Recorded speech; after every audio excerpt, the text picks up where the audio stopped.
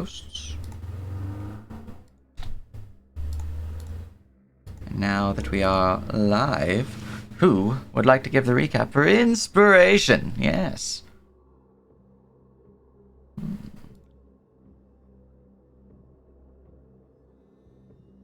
Seems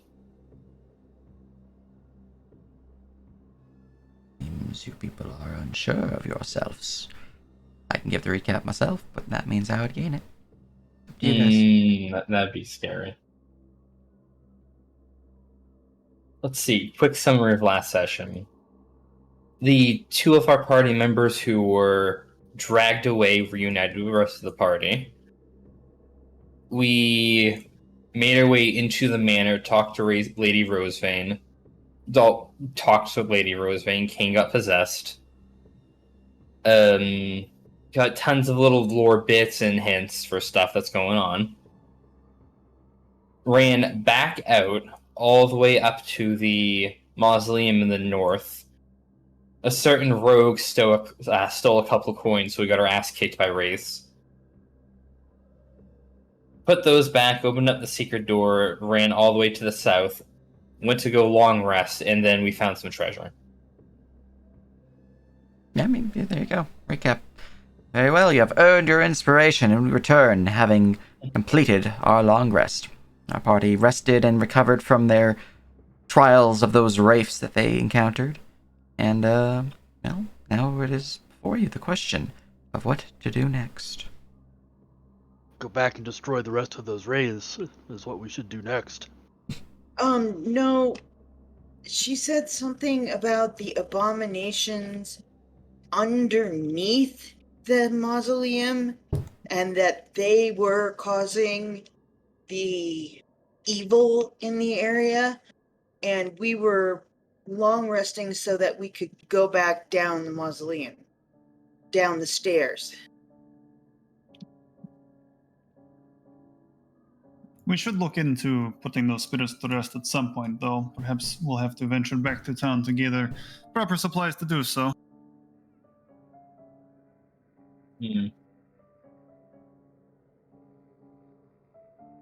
I wonder if we just perform an exorcism or something in the mausoleum. She implied that there was abominations still living down there. We can consecrate the ground, but that's not going to do anything if there's still evil living there. Mm-hmm. Speaking of consecrating the ground, Tarvis is going to re-prepare his spells before we're done resting and go anywhere. So I think I'm going to take ceremony as one of my spells prepared today, because we might want to do that. Any other suggestions on what we might want? Like protection from evil, maybe, and yeah. Protection from evil might be pretty good. Just remember the material components of these spells. That's a good question. Yeah, because protection from evil, I believe, is a holy water vial. But we do have holy water. We do not have powdered silver for ceremony. Just truly. Probably find some within the manor. Powdered silver? I doubt it. Looks at we'll find a different kind of powder.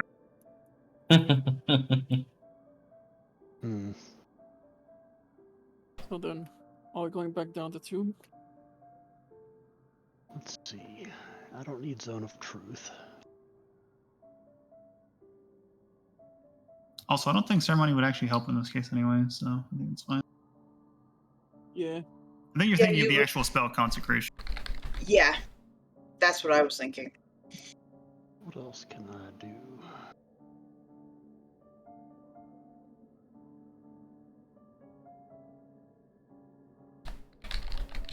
Plus, maybe if we just weaken them, the lady, or rather should I say the ghost of the house, if she is strong enough to hold them at bay, even a little while they're at full, if we weaken them, she might be able to steal them. What we do is we cheese them. You steal the coins, you're all ready to attack. The moment we're all done attacking, you drop the coins again. Somebody else should take the coin. the things down further are probably not interested in the coins. They want to clear the ones in the tomb that are protecting the coin. No, I don't care about that. Why not?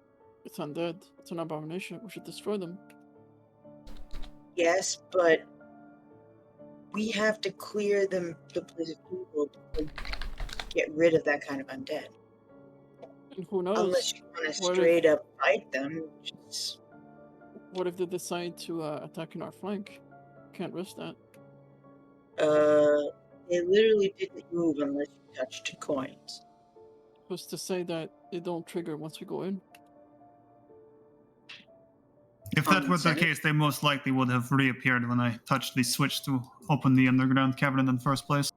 You opened the door, you didn't go in. And you touched a coin and they appeared. Yes, what I'm saying is they could have more than one trigger. We might as well get rid of them. I don't know why you're arguing. Aren't you the one that hates the undead? Looks at Casimir. It was literally the first thing I said. You've been arguing with the monk. Yeah, that's what I'm saying too. Why are you arguing? Because I've already said we do not have the supplies to properly cleanse the area.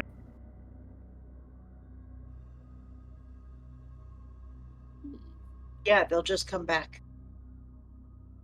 Is that how that works? Yeah. They drop It's their their ectoplasm graves. on the ground.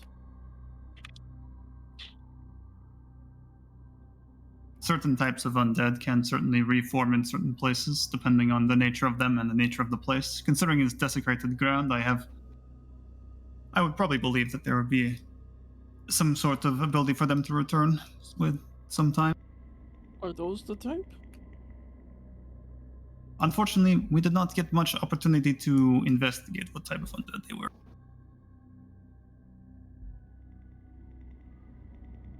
Thanks for a moment. Unless, of course, you noticed something while you were running away. I hope you shoot your tone. They were specifically going after me.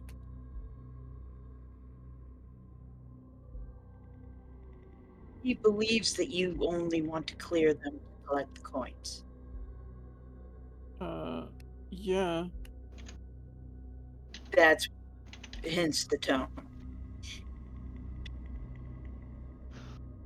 Regardless.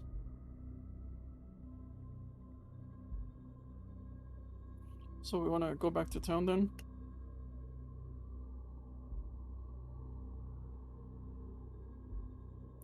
Unless we want to simply try and proceed straight into the the underside of the mausoleum, probably. Yeah, we could poke our heads in. I don't see much harm if we're not jumped immediately.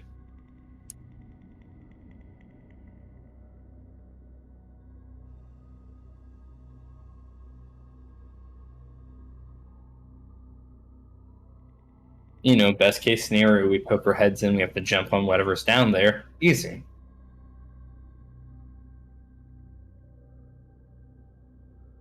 Where we going?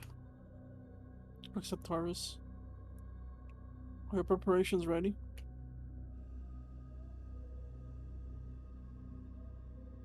For the most part.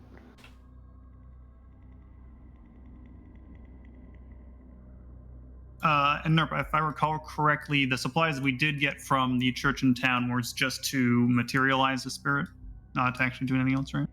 Correct.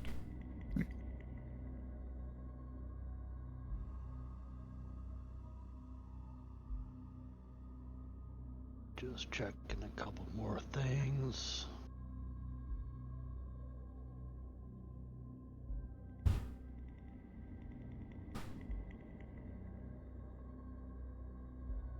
Okay. I think I've got what I like. Alright. New spell list. Nice. Very nice, very nice.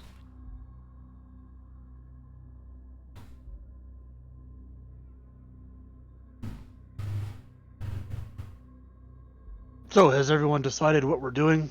We're going back to kill those raids, right? Yes.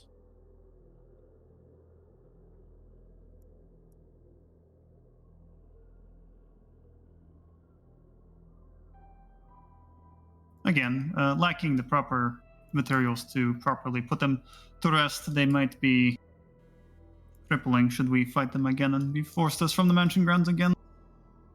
There was a proposal to simply bypass them and see what is in the mausoleum proper. Yeah, as long as we don't mess with them, if the coins were the catalyst last time, we might be perfectly safe just going down into the mausoleum until we run into whatever's down there. I still feel like we should be able to handle them this time, now that we know that they're there, and we can get the jump on them as opposed to them getting the jump on us. I want to try this. I want a rematch. With that said, if they're there to protect their remains, we probably don't want to piss off Lady Rosevane by, stealing from her lands. Until, of course, they're our own, if they're ever our own, but we'll see. But she won't mind as long as she gets her revenge from what's-his-face. Mm-hmm. If she moves on, then, she's not going to give a shit about coins in the fountain, coins in the mausoleum. He very much indicated that we have to get rid of whatever's at the bottom, or getting rid of her will be a bad thing because she's holding them at bay. Yeah, we're not getting rid of her. Not until after she gets her revenge. Though on that topic, we could head back to town in the interest of resolving the actual reason why Lady Rosevane's spirit still remains. Why? Because we'll have to at some point regardless. And give them a heads up. Plus, aren't we on a time limit already? I would like to point out, because she's currently protecting us, if we resolve her lingering vengeance, her unfinished business and all that fun stuff, then we are free game for whatever she's holding back. Not only that, but once we get rid of that thing, we can lure whoever killed her to the grounds under the means of, hey, you wish to sell this? No, we found documents. How about we bring you over? Take a look around. And then Rosevine can do what she wants with him. I'm not exactly sure how us doing one before the other makes a difference, but whatever. It makes a lot of difference. She is actively holding back whatever it is down there. Plus, with the time limit, when the veil is at its weakest, no doubt she'll be too weak to hold it back and it'll be released. There is that. So are we going down to kill it or not? Yeah, of course.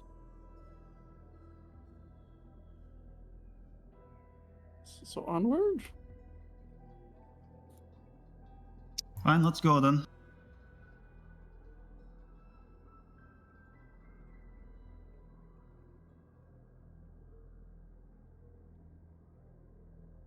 We're just gonna get shooped up there. Yes, indeed. Alright. I'm to shoot you guys forward as you guys go through the edge of the forest and make your way to the gardens and back to the mausoleum.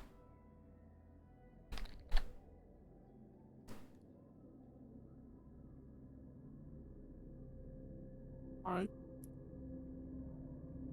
Alright, I'm gonna slot the dawn hammer in my shield sconce, the torch sconce, and then I'm gonna wield the flail. Just to. Is the door still open? The door was closed.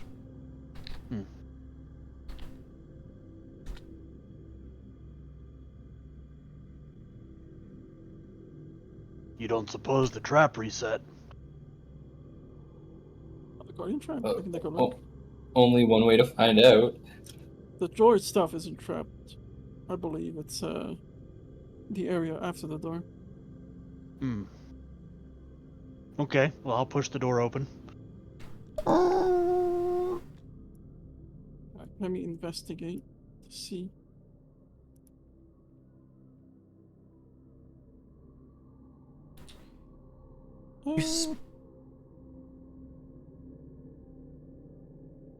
Should I saving face? Is that a failure? Because with everything around me, I can add a 5 to it to make it 20. It is enough to tell you that the sigils from the plate in front of the door is still there. Are they glowing? No. Sigils are there, but it's not glowing anymore. Charging. What was that you Would cut you- out for? It's recharging. Would you rather I look for magic or evil? Magic. Darvis will cast Detect Magic. Are you casting it, or are you ritually casting it? I have it from Firbolg Magic, so I'm Oh, excellent. doing Okay, that. very good, very good. I don't actually have Detect Magic prepared, so I have Detect Evil prepared. So yeah, are the sigils glowing as magical and active with Detect Magic up? They are not glowing as magical, no. Looks safe. And then let's take Awesome. positions. Just need to get a shot of them.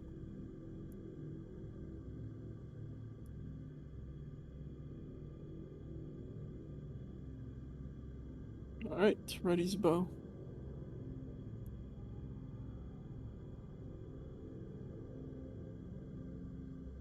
Alright, moving into the area, you see once more that the central sarcophagus lining the hallway seems to, well, be open as never closed.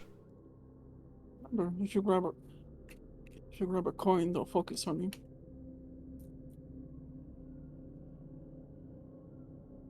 Also, I have these VBL horribly aligned. I need to do that while I'm actually looking at the interiors. I Anyways. don't believe the staircase was visible when I left this place last. It was for Casimir. Yep, Yes, I we opened opened it. it. Did you tell us about it? I did. Okay, yeah. It made Well a loud then. noise too. I even just made a point about how the ghost did not reappear when I opened it, so. So, everyone downstairs and we'll deal with these later. You want? Alright. I'm gonna do a wisdom save to see if I resist temptation.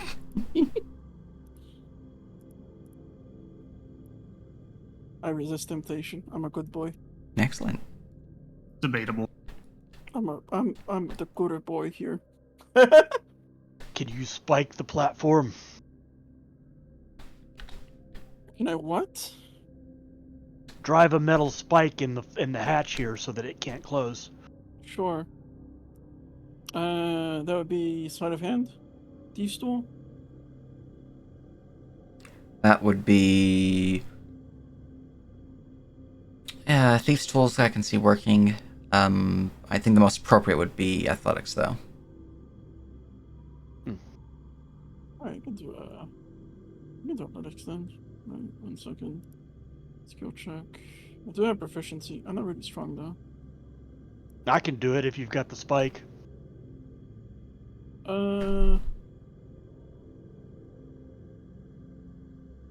I already rolled, so can you give me advantage instead? They could. As they go to help you out, saying that it's still a little loose. There we go. There you Thanks, go. Tarvis. With a good old boot kick from Tarvis, it kicks into place and it seems to wedge in there just fine. You don't think it's going to close, at least not easily. There we go. Alright. And as you guys begin to descend the stairs, is there anything you want to do before you actually descend? So I typed descend into my ambience search rather than what I actually meant to search.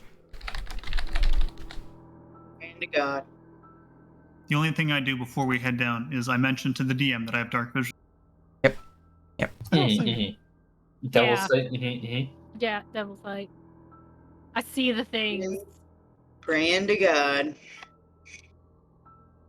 I've got the also- dawn hammer also- lit up for daylight in the 15-foot radius, so... Yeah. Well, also remember that we have shenanigans we can do in the dark.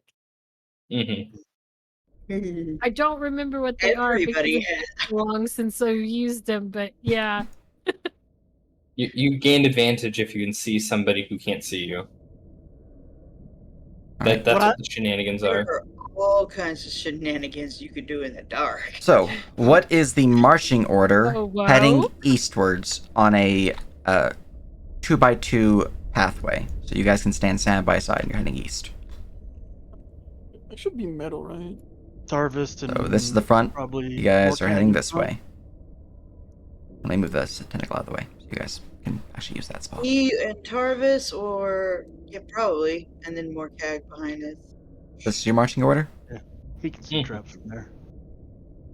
Alright.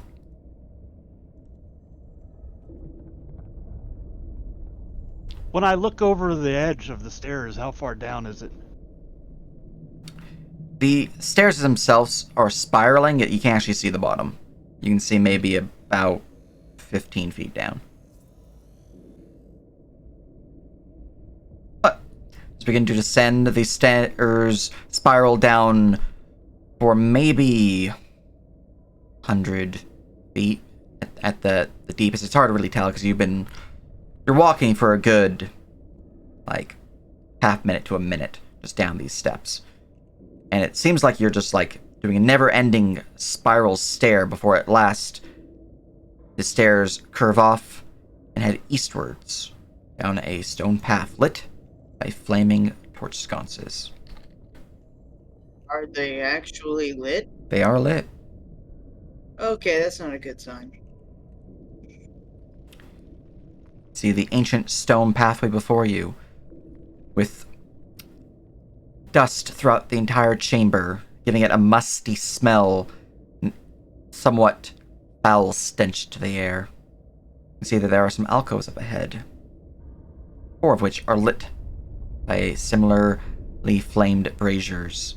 They seem to have just the edges, from what you can see, tombstones within the middle too. Further ahead, you can see it opens up into a slightly larger chamber with raised columns rising up to a vaulted ceiling and yet 2 more tombstones lining the north and southern edge. The path continues out of dark vision range, unless someone has 120 feet, in which case I'll update. Isn't Devil Sight 120 feet? It something silly. depends on what type of death sight you have, how you got it. Let me check. Well, if it's Warlock Devil Sight, then it is 120 unless it's different on your homebrew. Yeah, I mean, if your devil sight's from, like, Warlock, that's 120.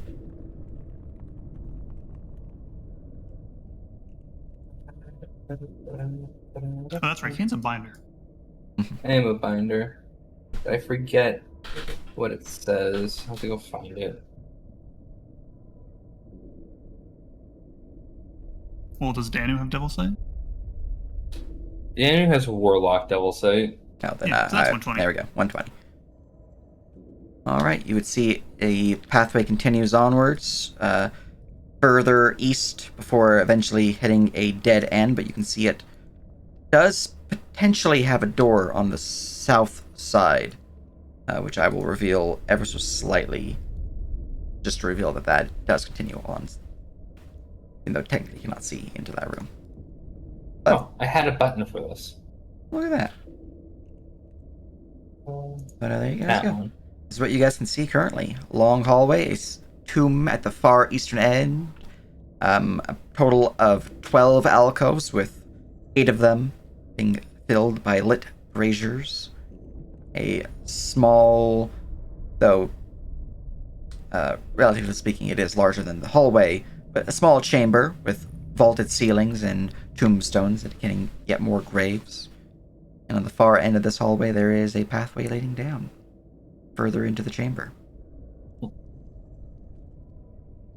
Are any of the braziers magical? Yes, as Detect Magic is a 10-minute concentration spell, you would detect that the fire on all sources down here is magical.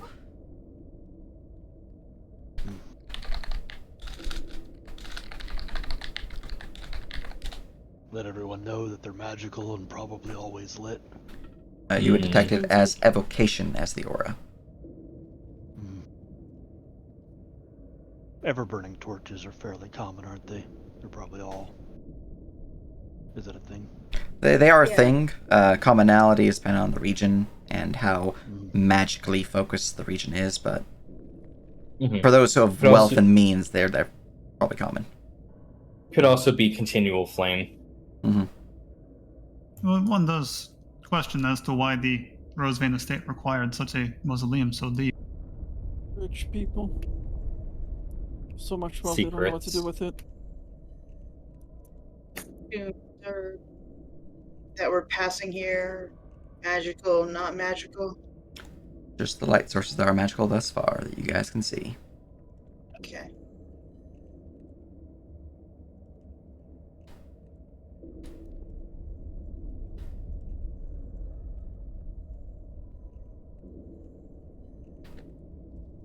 As we're moving up to these tombstones here, is this dirt on the ground, or are they also on top of stone? 1 second. I pasted things that I did not mean to paste where I pasted them. Alright. I don't know where Dana was actually. Drag them. Alright. This does appear to be a different type of stone. It is a raised platform. It looks like it is not fully set in the walls even. You can see there's a bit of a, I wouldn't say a lip, but like a line in between the wall and the stone itself, perhaps indicating that this is something that can be moved.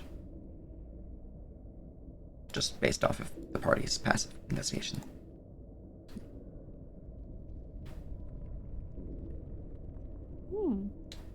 Well, at least at the very least, if there are physical undead that wish to rise out of these, it'll be at least a little bit of effort.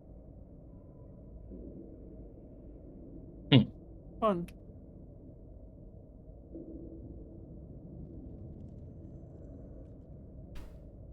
Are the names on the tombstones of any importance?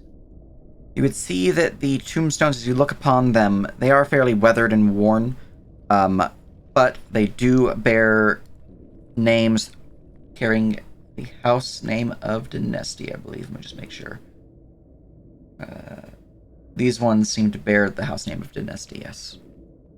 Mm-hmm. Did an investigation on the one that I'm right next to. Alright.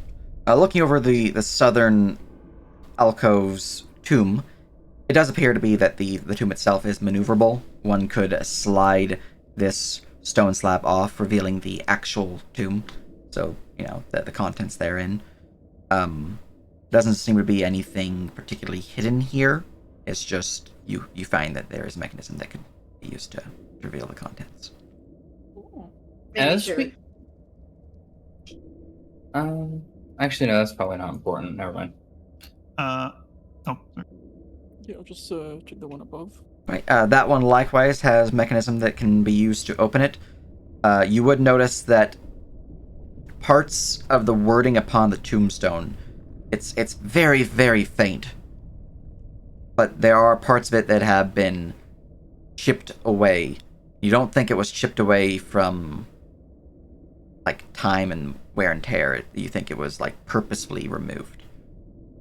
So while you can tell that these tombstones are dedicated to those of the House Dynasty, you don't know anything else about what might have been written on them.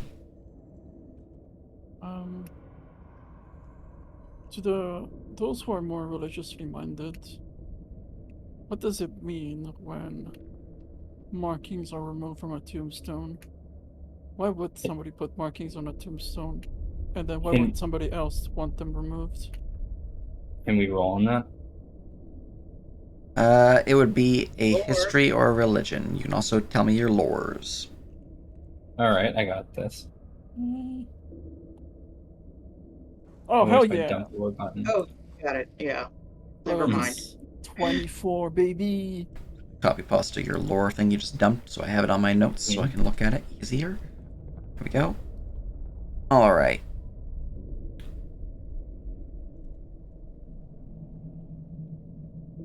Obviously, I'll also step. It's kind of weird because, snap to grid. But I would step to show the others. Yeah, you guys can markings. unsnap the grid until I trigger No. combat. Or you guys trigger combat. It's probably more likely you guys will trigger it. What the fuck, man? You Oh, get yeah, I jumped. like that. Wait, are you saying there's more treasure down here? I mean, Oh, you're in a what? massive royal tomb. So opening mechanisms and mausoleums are not opening doors for coins. What?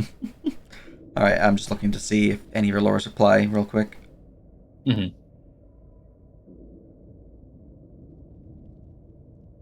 Does. All right, Kane, from a historical point of view, focusing upon your knowledge of nobility and the courts of Baruja, while this tome, it definitely seems ancient. You know, House Dynasty is before the vampires truly ruled over with the 24, so that they're like even before then. Removal of certain iconography of certain names and symbols upon tombstones are a way to not just deface the symbology of their gravestone, but to remove them from peace. I see. So they were purposely defaced to desecrate these grounds. Purposely defaced. You'd also know, from a courtly standpoint, certain iconography can be removed to denote them as no longer being worthy or no longer being part of the family. So one could deface someone's stone or their heraldry, say that they're not part of this family anymore. Yeah, I'll share that with everyone. That seems troublesome. Probably whoever's doing experiments down here wanted to rile up the dead. Wait, can you restore it? The symbols, I mean? I guess you can't really tell what they are, right? Yeah, we'd have to have some knowledge of what was supposed to be written there, and whether it's epitaphs or pieces of people's names or house symbology and so on missing. I haven't the faintest clue.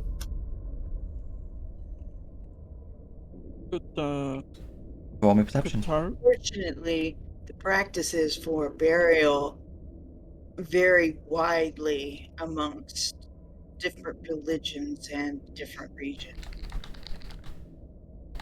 And here I was to propose that Tarvis might pray to his god to help the undead. Or the dead. Yes, and unfortunately these were buried before the time of Nepalos, so this type of burial is not common anymore. So. Actually, can I check around the face if it's recent? Are there any stone chips that might have any writing on them or anything? Roll me a perception check. Perception instead of investigation? You can roll investigation too. Okay. That's a significantly better roll for me. Guy dance. Alright. I still rolled pretty mid. I could give advantage, help him out. If you want to help look around the area. What are you looking for? It says Markank as he helps him. Roll again. Roll again? Alright, let's go. Yay! Alright. Looking for any traces that may have been left behind. Teamwork makes the dream work. It's true. Right, with the aid of Morkag, as you look around this tombstone, perhaps due to their bandit eye, or an eye for coin, they do have a keener sense for these sort of things and what might be traps, or in your case, what you're actually looking for is evidence of what the wordings upon this stone once were. With a 22, or 23 because of the guidance, you do see that there are some chippings left. But you can also see that there is a fine powder upon the ground, as if many of them were crushed. Yeah, they didn't want these restored. They crushed anything that could be used to reface these into fine dust. Wow. Was it recent? Was it recent? Do you have proficiency in engineering supplies? No. You have proficiency in masonry tools? No. Do you have lore in either of those two subjects? No. You have Do I no look idea. like a dwarf? I have no idea. If any of you were a dwarf, would be like stone cutting it up, but you don't. It's unlikely. There's They no fucking lick footprints. This place has been undisturbed for a long time. If we are worried about them potentially rising, we could open the tombs and give them a more modern burial. So assuming there are still remains left. Just kind of figured we'd check through the whole place first before we mess with any of the Yeah. not trying to kill us people. And looking and looking ahead, there might be more tombs, so we might wake up the whole shebang. Plus, maybe the rates above.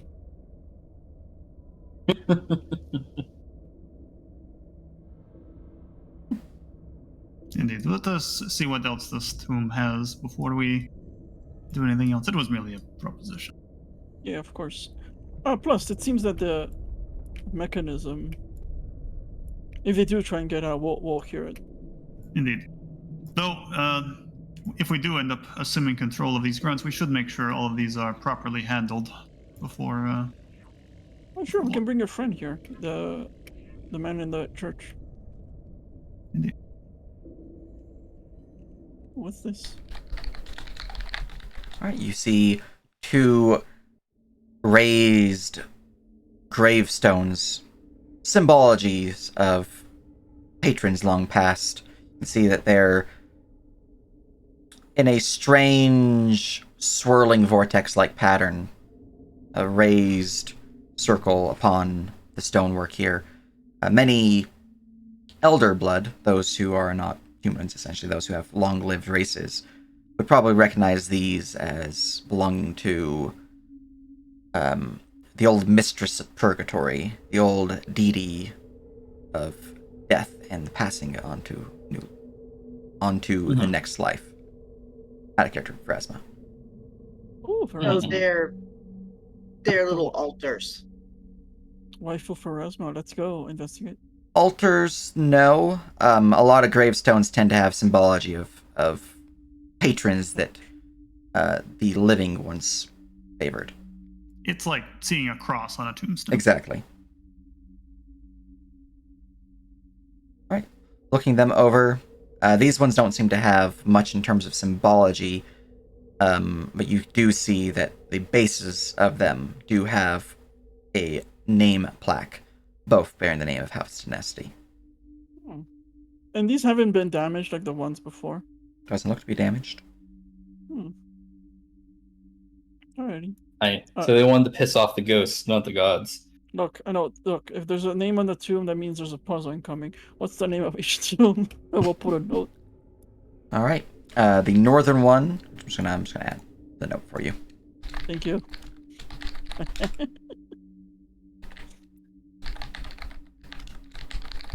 That might pop up. We never know. There you go. Marcus and Isabella. Marcus, isn't that the name of the... It's only the first name, though. Right? First name of what? The bard we're looking for? I mean, you've seen a lot of figures, so. Probably seen a couple Marcuses. Yeah. Well, I can't move, so right? I'll Trample the AFK person. They can move with you. Yeah, it should be next to there you go. Tarvis. Oh my goodness, I forgot that that's a thing. There you go. They can move now. Right, you see yet more alcoves and a tombstone up ahead, and the hallway curves to the south. Or at least a small chamber curves to the south, which I will reveal some of.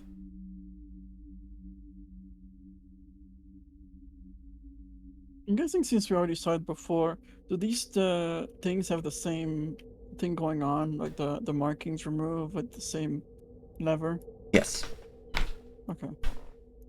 Is there anything interesting going on with the change in tiling and the stonework? It seems that that particular area used to be home to a rug or a carpet or something. But any such semblance of what was once there is gone.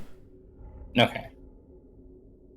I noticed it earlier. I just didn't think of it, and I should ask. Yeah. Wow, you have a really good. I didn't notice this at all until you pointed it out. But I had to deal with a campaign where Nerp physically put footsteps on the map. It's true.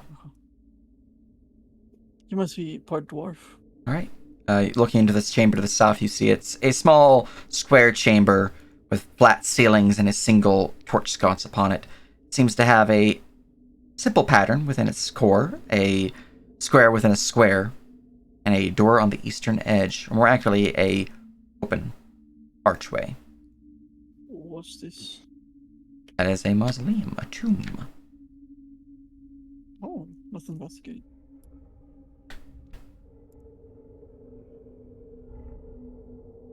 Hey, good. I have my special eye.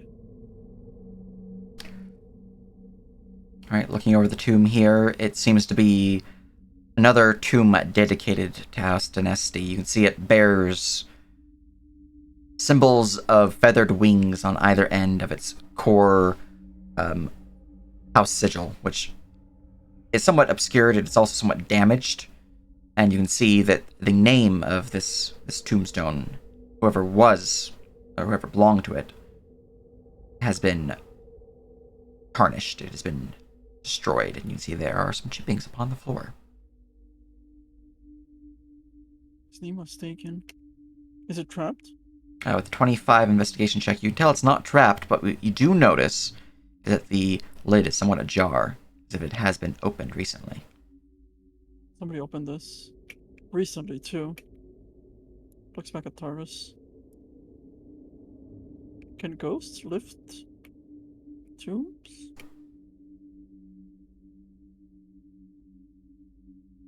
Tarvis mentioned that he didn't notice any disturbance in the dust. Correct. Yet this one was open. Do I notice anything magical other than the torches yet? Nope. But as you're looking around the area, and as you are the one who mentioned looking around for dust, you would see that there are some,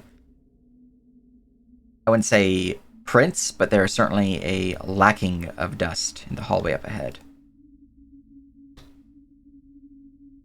At least not in the main thoroughfares.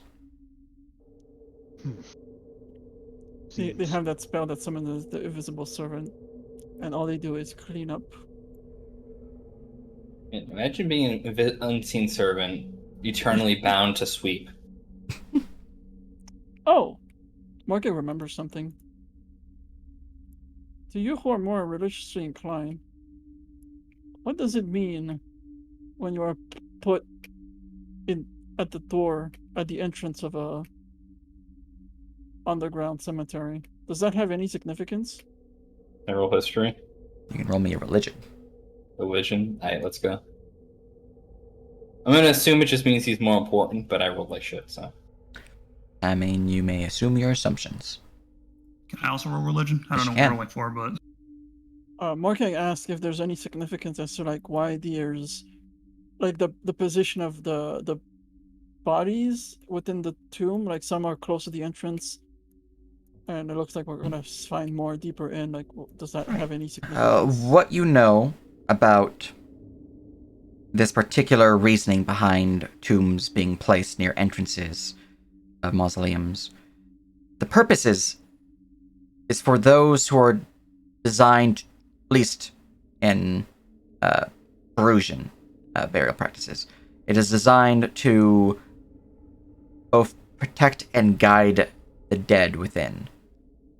They are here to act as servants, caretakers, the souls that rest within.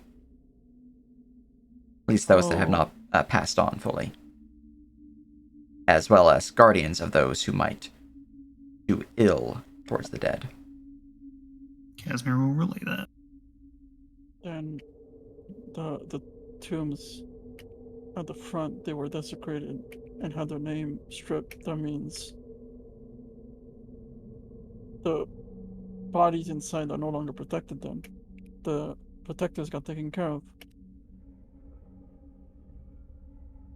Certainly could be the case. Whoever is down here may have had use for their remains. Or perhaps they were also alleviating themselves of the guardians of the tomb, so they might venture in more freely. Mm. Yeah, I'm with Casimir on this. You want to turn off the alarm before you start poking inside. All right. You see that the hallway seems to open up to the north and the south, as well as various alcoves within the center of this square chamber, all bearing tombs, which I'm just going to reveal the entire hallway as it's, fairly uniform. Mhm. But you guys can see that it does curve off further to the south, to the east, and to the north. Oh boy, this place is big. Mm. Three-way split, which way? A trick my uncle taught me. You can have a stick and hold it up, and whichever way it falls, you do that. You follow that path. Since you're a follower of a god, you might do that and also pray to your deity to guide you. I would assume the northern path leading out of the grounds would be shorter, but my assumptions could very well be wrong. Oh, very logical.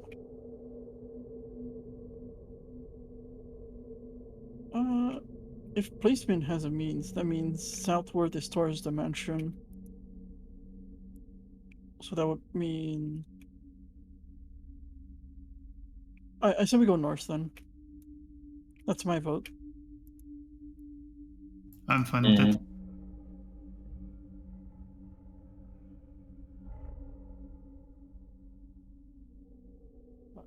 I guess we're going north towards. All right. All right. You're free to move your characters.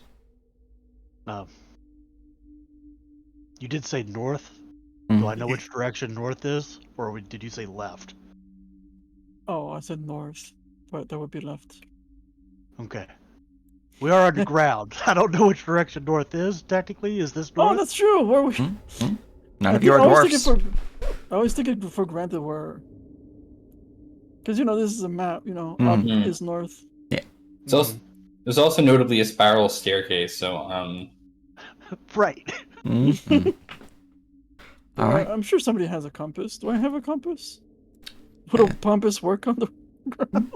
you check your compass and roll a haunt. It actually depends. If there's a lot of iron around, it probably wouldn't work. Oh no. But as you move forward to the northern hallway, you see it opens up into another simple hallway with closed off passages heading east and west with 4 gravestones on the northern end, each of them blackened and charred, defaced. Oh, that is a desecration, alright. How long has it been since we entered the crypt? And you guys have been down here for maybe about 2 minutes.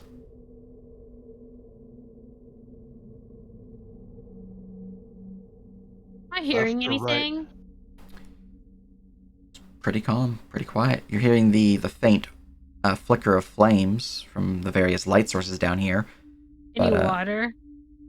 Let me go and go to DM view. Roll me a perception check.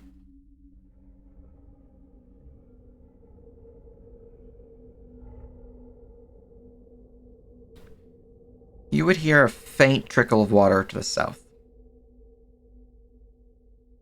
And just for my benefit. Does it sound like maybe a fountain or like a stream? It's hard to tell just due to the distance, but there is a certain splash sound to it. Okay, so it's more than a drop. Yeah. All right. Not really going to share that information. I don't think it's really relevant, but was curious. Mm-hmm.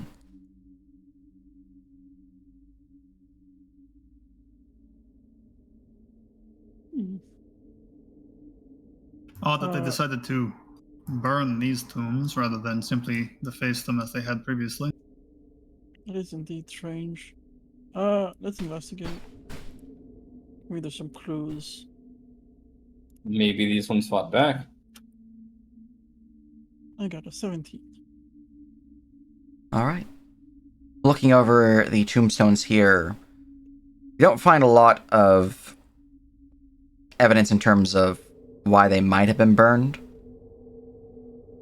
Or perhaps what I'm about to say might be a reason for it.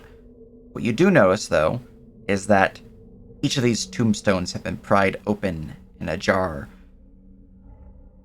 Whatever was inside, as you can see, is not in there anymore. The tomb is empty.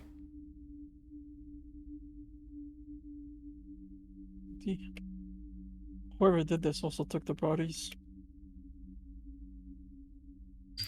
Is there any ash inside the tombs? It's empty.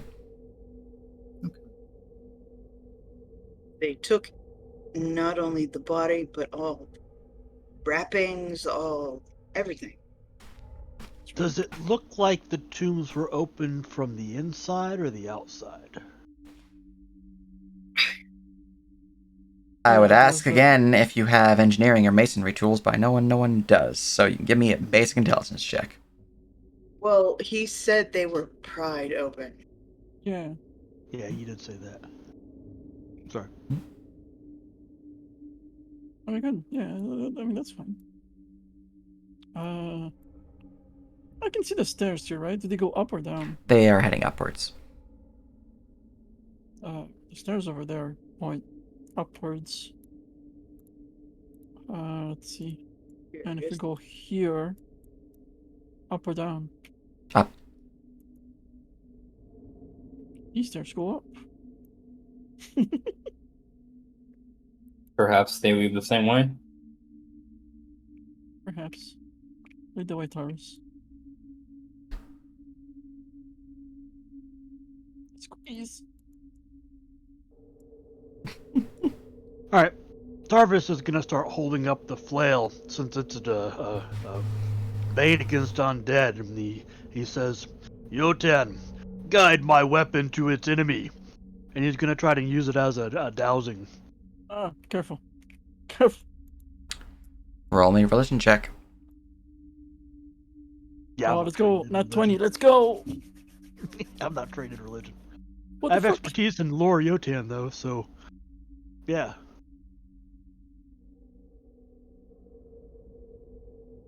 All right. Not sure if this is just from Morkag walking past you or if Yotan answered, but the flail does seem to have the chain swing somewhat towards you. Like, so if you're holding it and you're facing this way, for example, it kind of swings like that. It seems Yotan wants us to go the other way. And he turns around and starts pushing through the... Excuse me. Who am I to go against the will of a deity? Excuse me. Screw it. One way's good as another. There's like a secret boss, like here.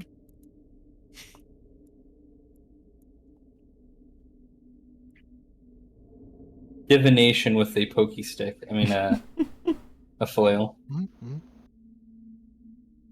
Yeah, I can only assume he meant for us to go to one of these other two ways. So Tarvis will walk down here and stand at this entrance and consult the flail. All right. Consult the flail.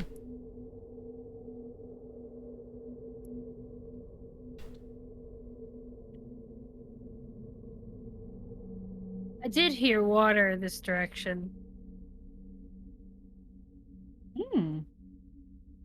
Another entrance to this tomb, perhaps. Definitely gonna be another one. It's too big.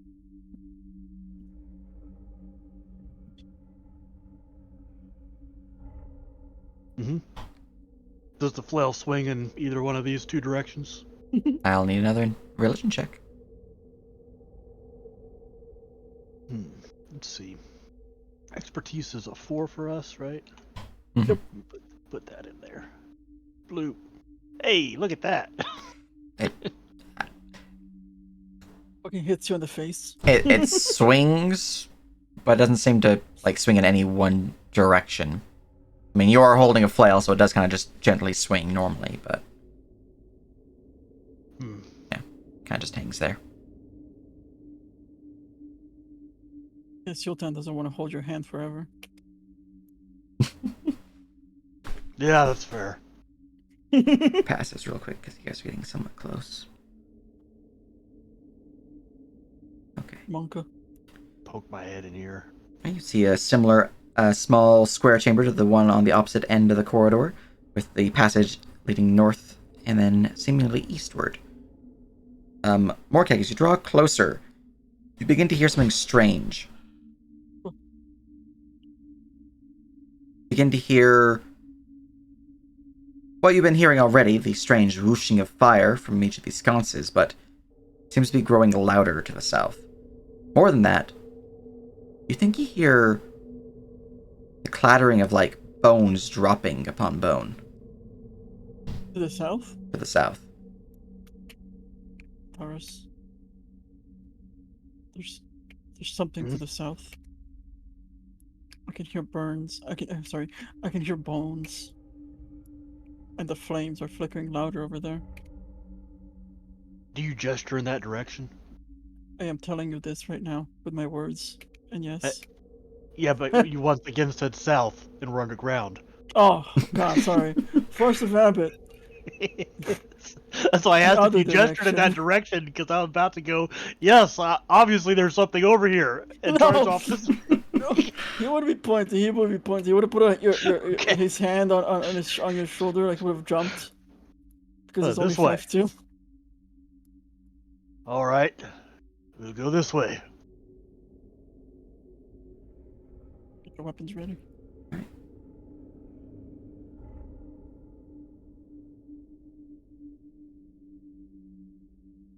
You begin to hear it as well, Tarvis. I'm gonna stop here, and I'm gonna slowly peek around the corner. You see it opens up into what appears to be a larger chamber with raised platforms, more wall sconces, and smaller side chambers to the south. You can see that the larger chamber has a corridor leading further in to the south. Something else you notice. I need you to roll me a stealth check first, though. Oh no. Don't you have disadvantage because of your armor? Does my armor give me disadvantage? What armor are you wearing? Let me go double check. I am wearing chainmail, and I have a tower shield. Yeah, you have disadvantage from the armor. Yeah. All right. Clank. Stealth with disadvantage. Oh, Hey. that's not so bad. That could have been way worse. It's double digits. Aha! Checking my passives.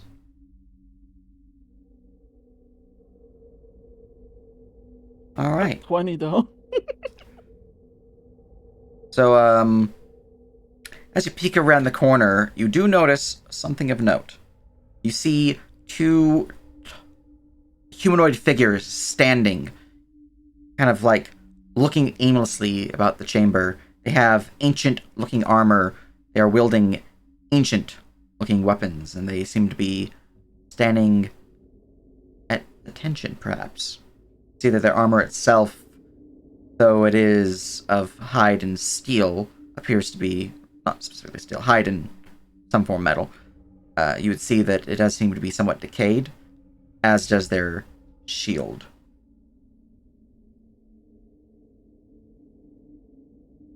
As if it's seen many battles. Oh. I don't actually see them on the map yet. Are they close enough for me to see them with detect magic up? Neither of them are in detect magic range, no. But they are here and here. I just don't have their tokens visible at this point in time. That's fine. Oh, because I guess we can't really see them. We can only see the shape. Mm-hmm. Tarvis is going to slowly back away from the edge and turn around and whisper, I see 2 guards. Guards. Did you hear the bones as well? I suspect these might be undead guards. Yeah, but he didn't say. Well, regardless of if they're undead or not, they are clearly part of the reason we've come down here, so we best deal with them. could get a closer look. Are we ready then? Any preparations? I just need to squeeze troops. Excuse me, pardon me. Excuse me. Coming. Excuse me. I was just, Watch your leg. Roll me a stealth check. yes, stealth check. Let me. Oh no. I'm gonna use a destiny on that. Okay, 15. Oof. Alright, a 15. As you hop to the other end of the corridor, beginning to look down into the chamber, with your dark vision, you can indeed see two figures. Their forms, as previously mentioned, dressed in ancient armor, wielding rusty-looking scimitars and battered shields. And then you can see their faces, devoid of flesh.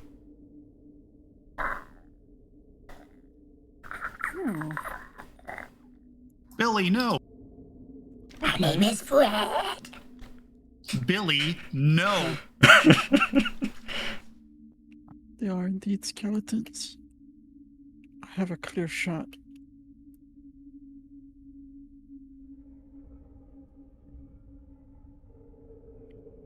Are you guys ready?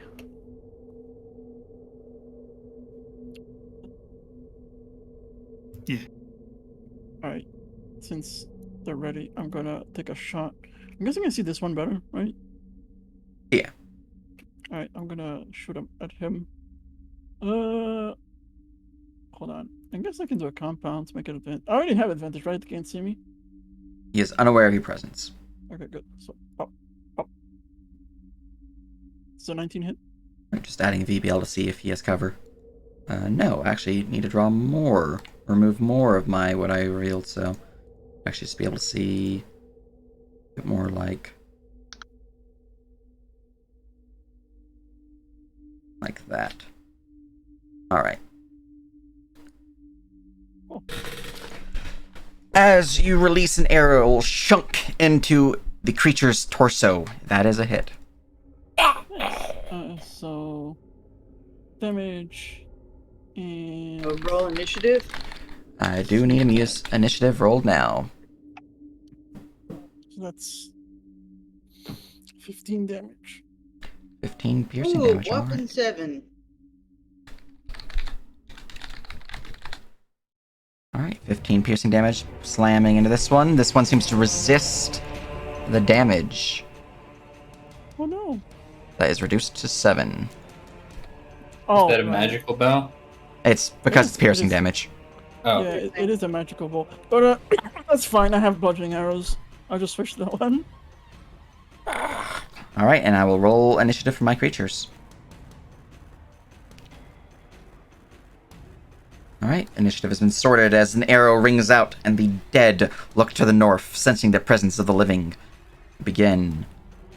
As We the get one... a surprise round. The one that was hit, has called out. But, at this point in time, as you do mention a possible surprise round, obviously Morkak has received one. Since I did notice you actually popped into the corridor there, Zerai, I will need you to roll me a stealth check. Sure. They have internal directional clocks. No, you did not have enough stealth to get a surprise round, so it was just Morkag. Okay. Yeah, unfortunately everyone else is also a little too, I rolled like crap, so Yeah, it's don't worry unfortunate. about it. But, alright. We begin with a hidden creature gaining initiative. I haven't looked at these guys in a while, so let me bring them up on my bestiary real quick. It's me. I'm the undead creature. Yes, you are. Return. That's what they're called. Okay, return. Here we go. Oh, I'm mean. Why did I give him that? Oh no.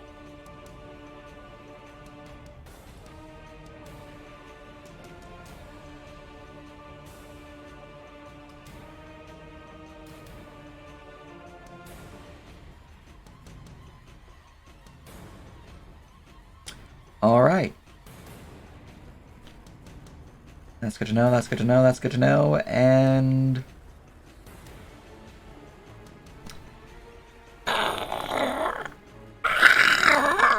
this skeletal figure appears at the doorway, arms ablaze with a foul necrotic energy. Necrotic fire, one might say. It's cheating. What the fuck? A small bead shoots out from its fingertip.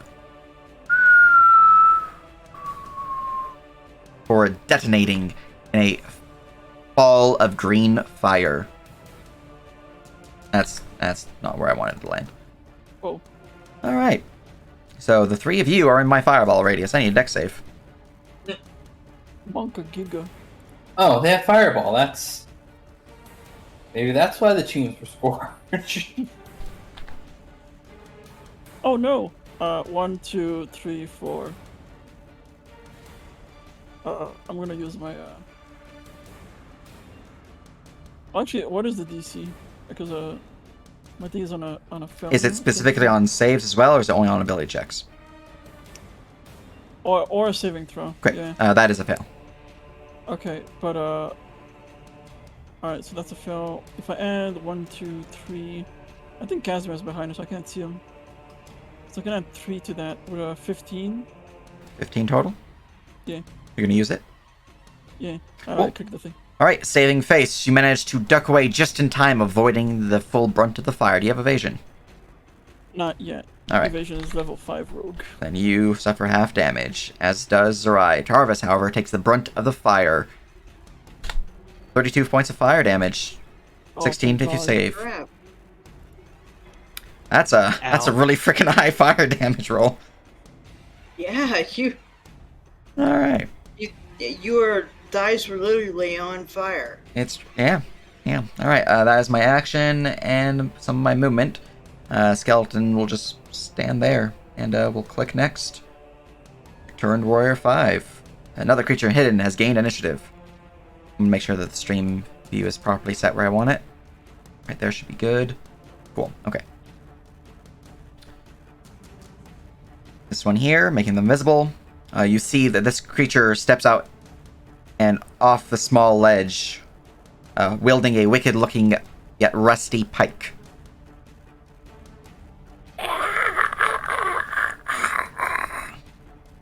And it is going to 20. That's Nick roll for 25 to here. And from here, it's going to roll a for d2. concentration again? If you take damage, you must make a concentration saving throw, DC equal to 10. Or if the damage is above. Concentration saving Constitution throw? saving throw. Con save. Constitution, okay. Yeah. That's what I wanted. DC 16 for you. Yep. Okay. I'm no longer detecting magic. It's true. Alright, this creature will step to here, and with its reach weapon, will stab at Zerai. And that is a horrible miss. Yeah. Alright, we then go to number 3. Number 3 has gained initiative, and you see its form begin to restore itself. What the fuck? The bones return to its body, reforming it to its full fighting stature. I guess we're focus firing. It will hop down, and will rush forward to here. As it's going to roll a d2 to see who he attacks. Or cat, you're the chosen one. Oh no. Scimitar, slash, 19 for 8. That hits for 8. Alright, his scimitar cuts into your flesh, giving a minor wound, but blood still drips down, and the creature lets loose a somewhat painful cry. Alright, Kane. I'm going to step up here. I can slightly see. I'm testing my vision real quick. Mm-hmm. There's no good way to go.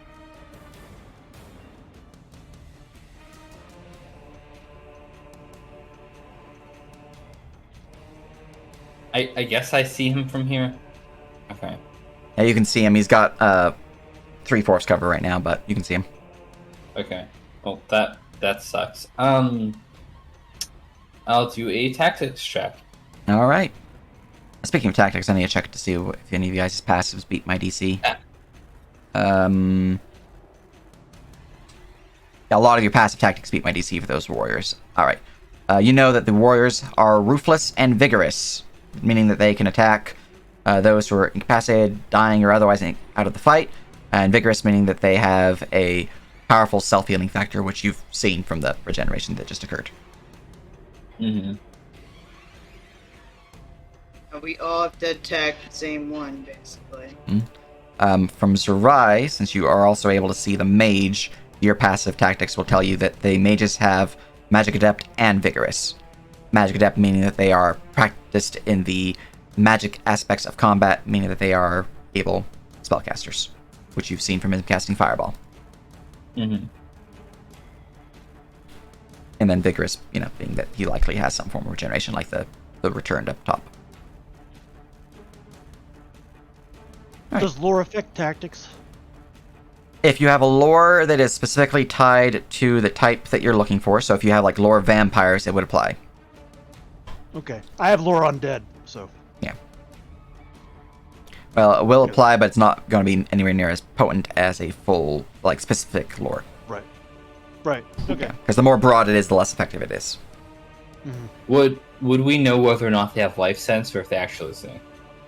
That would be that would be a tactics check. Well, I failed, so. Yeah. Unfortunately, do not know about them and their capabilities. Well, I'm gonna shoot the guy with 3/4 cover. All right. Me look at my stuff.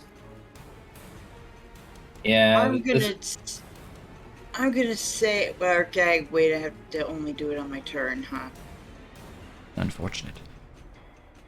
I rolled like hot garbage. Alright.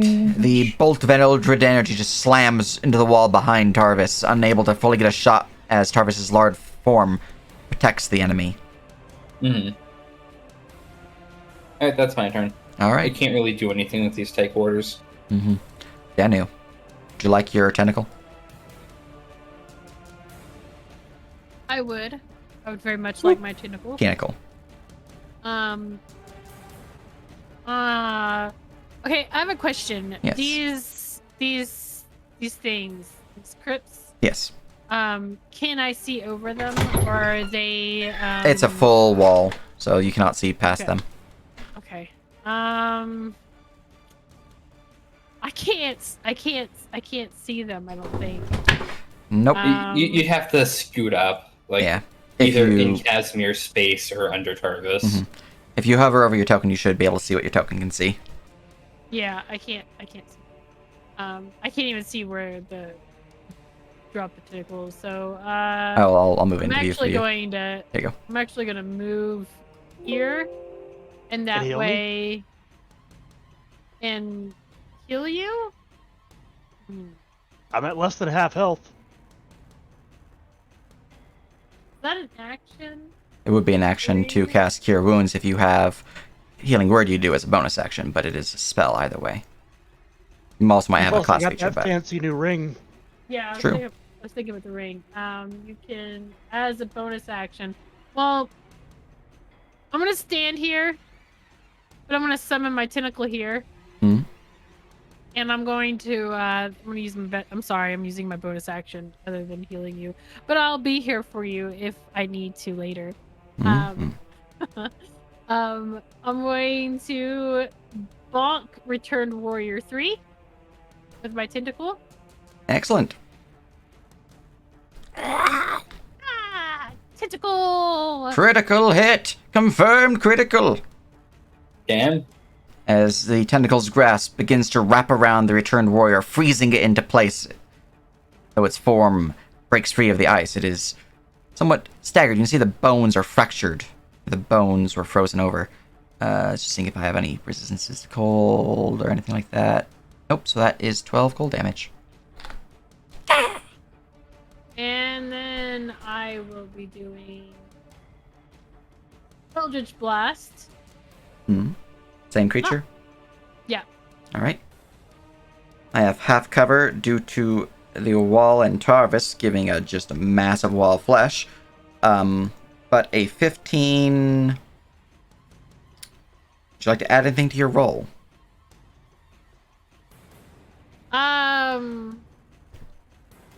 What you mean, like destiny? Like destiny, yes. No, I accept my destiny. All right. Unfortunately, a 15's a miss then, due to the cover. Okay. All right. I would also I'll step back. I'm gonna say that fireball hit like up to here. Yeah, I don't want to get hit by that thing. Yeah, I'm gonna step back. In fact, I'm gonna step back even further. Excellent. In my turn. All right. We go to Casimir. All right. Basically doing the same thing. We're going to move up.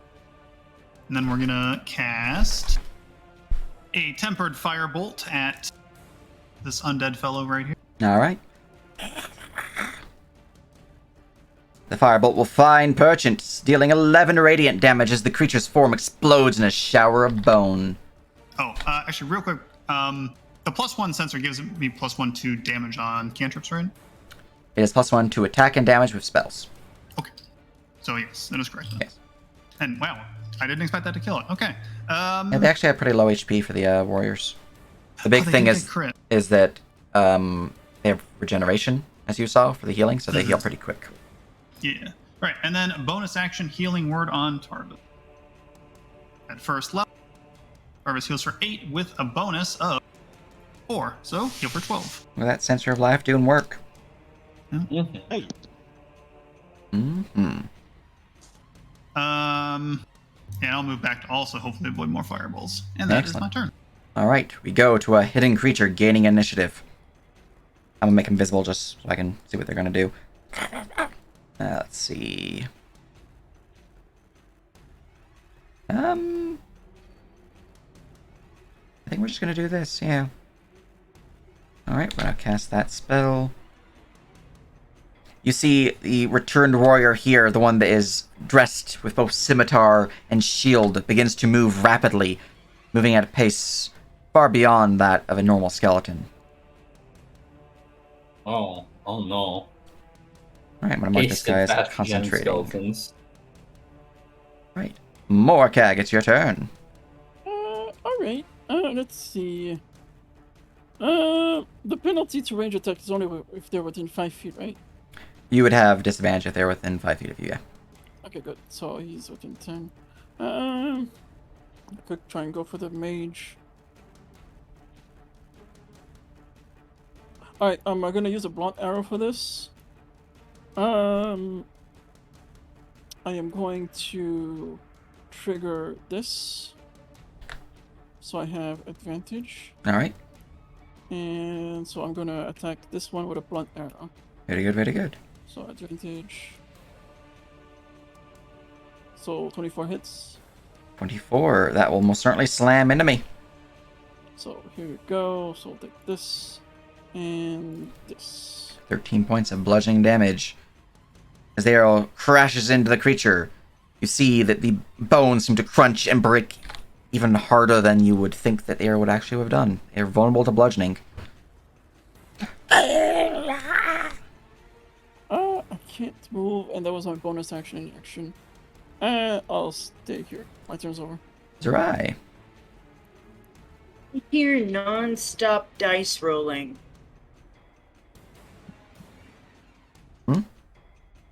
I keep hearing non-stop, like continuous. How you roll dice and then it makes a little. Okay. Go to Ding. preferences. Go to Okay. sounds and make sure all those are toggled off. Sounds. Okay. And then click OK. Okay. Are you good? Hopefully that stops it, because it's pretty annoying. I'm gonna tell everybody that they heal really fast, so we have to focus fire. Oh, what I would relay. They're weak to bludgeoning. Get him. Okay. I guess I'm gonna step on top of the tentacle, All right. You want to snap to grid? I got him. and I already turned on jabbing style, so instead of using the dagger, I'll just use my fists. No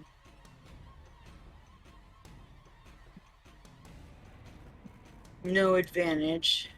All right, that is 2 heavy slaps crashing into the creature before you for 6, 7, 8 damage, and then the jabbing styles bonus of 5 on the next one will apply. So that is 16 bludgeoning for the first, and then the remaining 9, 14 increased to 28 bludgeoning on the second as the 2 punch crash into him, exploding into a shower of bones. Nice. Okay, I'm gonna move and get out of this crimp that we got, you know. Right, as you enter into the main chamber, I will reveal yet more of what you can see.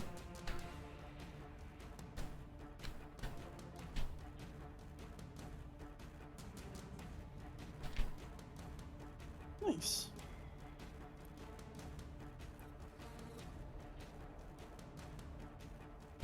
Let's see, I think 5 more and I'm done. Yeah. Okay. I'm done. All right. From there, we move on to a returned warrior, which I need to make visible because you would see him as you enter into the main area. There we go. Oh, okay. All right. Let's see here. Now that he has gained initiative, this warrior here. Going to look at my warrior stats, see what they can do.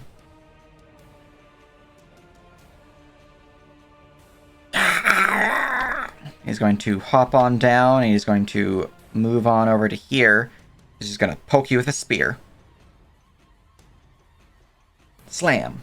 He hopes. That is a horrible miss. So he tries to spear you, terribly- and you just dodge out of the way easily. Yep. All right. That's his go. We go to Tarvis.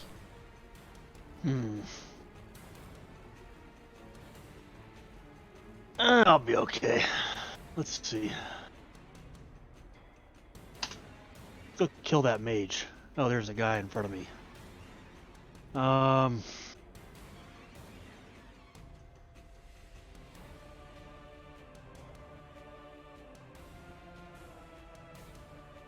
gonna move into here and smack that guy with the pike. All right. Using your flail? Yeah. All right.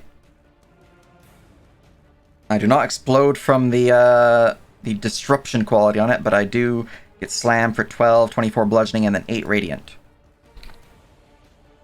As I explode in a shower of bones, defeated, destroyed even. Damn. And Devastated. then I keep moving. Mm-hmm. I can get to there Very good, very good. with my move. Yeah. And bonus action.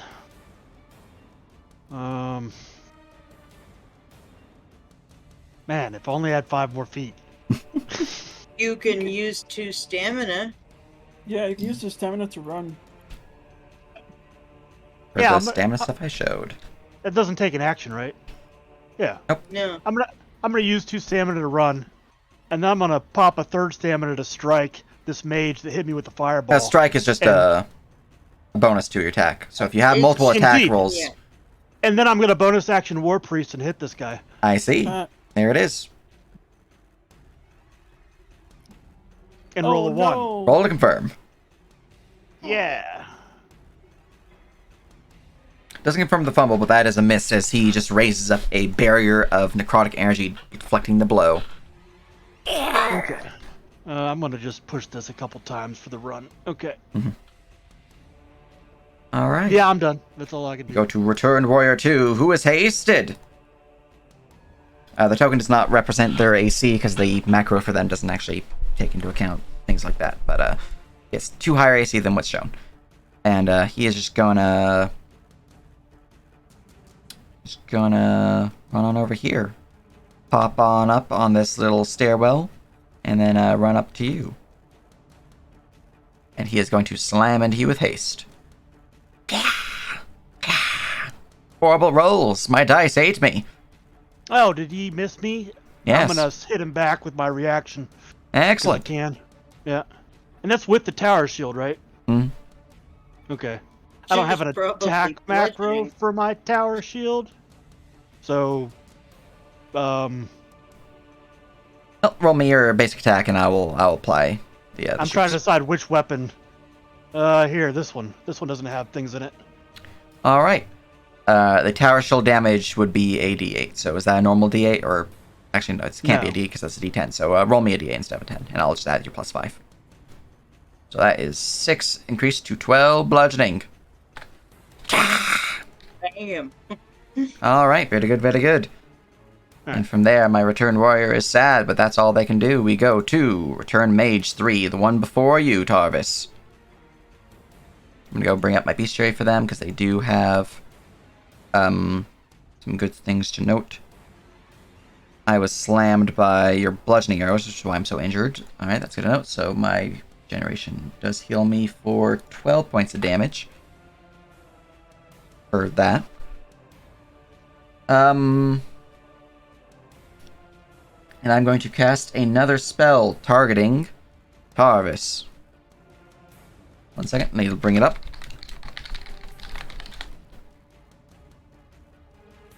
And I just used my reaction. Damn it. Yep, I need you to give me a Constitution saving throw.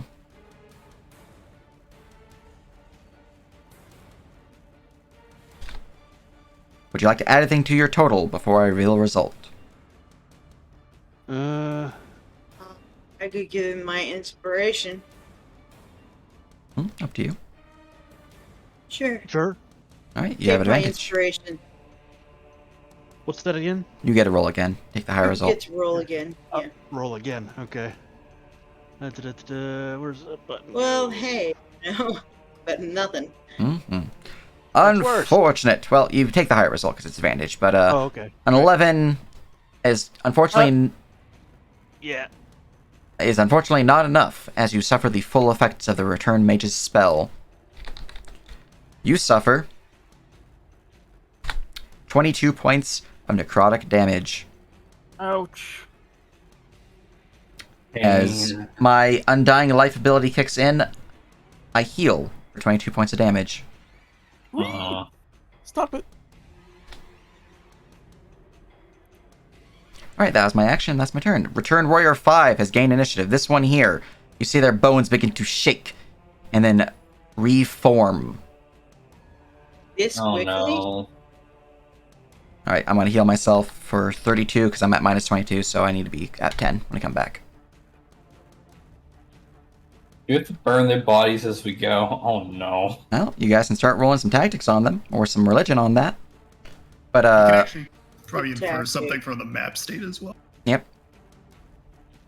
Alright, and this one has gained its full turn. It's going to stand up from prone, and kill our closest enemy's Morkag. I'm going to stab you, Morkag. No. 25 for 9! My dice love hitting you, apparently. They do. Alright, that's all he's going to do, because he doesn't have any bonus actions you want to use, so, gain. Alright. Back up. 5, 10, 15, 20.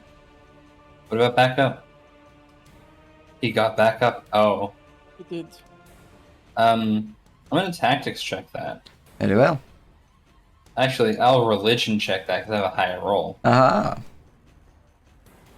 Hey. Alright, their regeneration is as follows, which you can assume the same wording for the mages, but they heal 12 instead of 10. The Reborn Warrior regains 10 hit points at the start of each of its turns. If this creature suffers radiant damage, this trait does not function at the start of this creature's next turn. This creature dies only if it starts its turn with 0 hit points and does not regenerate. So you have we to gotta deal pound it radiant with damage, radiant. or they will just restore. We gotta pound it with holy. Great. Radiant damage. That's it, huh? I don't do radiant damage. I do, however, Eldritch Blast. Aha! That's a 1. Roll to confirm. Roll to confirm. Oh no. Let's see It doesn't it. confirm, but the beam of Eldritch Energy just goes and is deflected by his weapon. Kane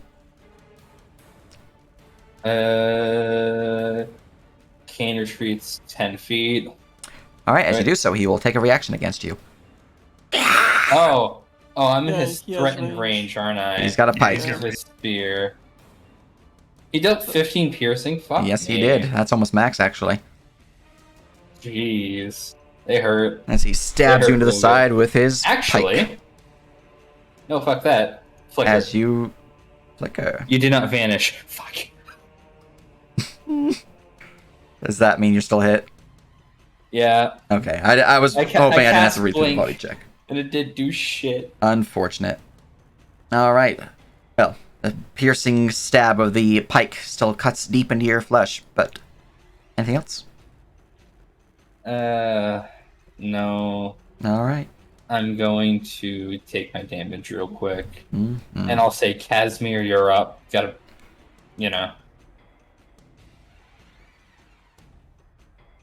I took 15 piercing damage, 14 because I have DR1 to piercing. Yep. And it's Danu. Yeah. Okay, so my tentacle is kind of. Was that where it was? It was right Yeah, here. that's where it was. Okay. I'm pretty sure I don't need to be able to see it to hit things, right? Yeah. Okay. I don't think there's a way for me to see this Warrior 5 dude for me to do a thingy, but I can blap him with my tentacle. Mm-hmm. So You might have just enough movement to end up on the other side of Morkag if you really wanted to be.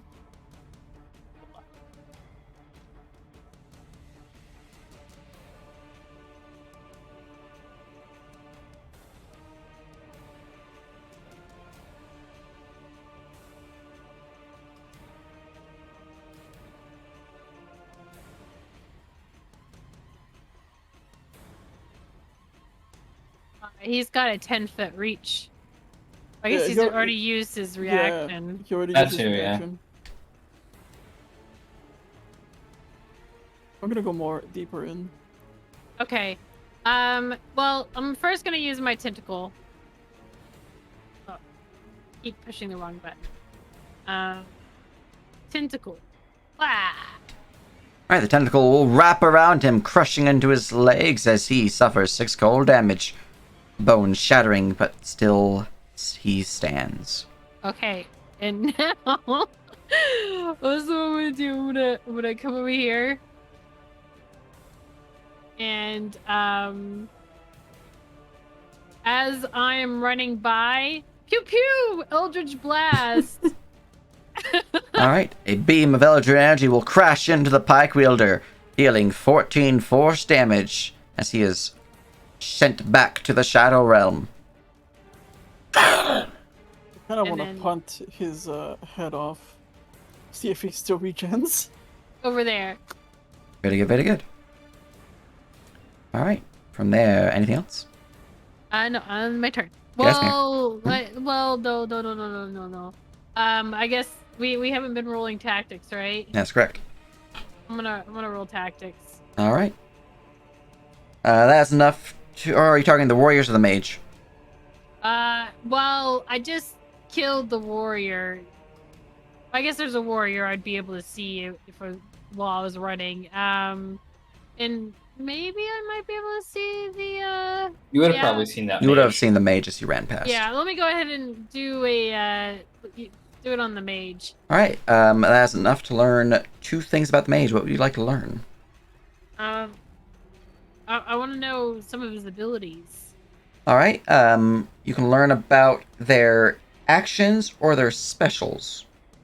Always special. Alright, they have specials known as Arcane Spellcaster, which ties into their Wizard spellcasting, so if you get one of those, I'll get the other. They have something called Feral, they have something called Regeneration, which you've already learned about, and then they have Undying Life. Feral. Feral, a mindless undead uses their Wisdom modifier instead of their Intelligence modifier when calculating their Initiative modifier. Okay. I see. You have one other thing you can learn about.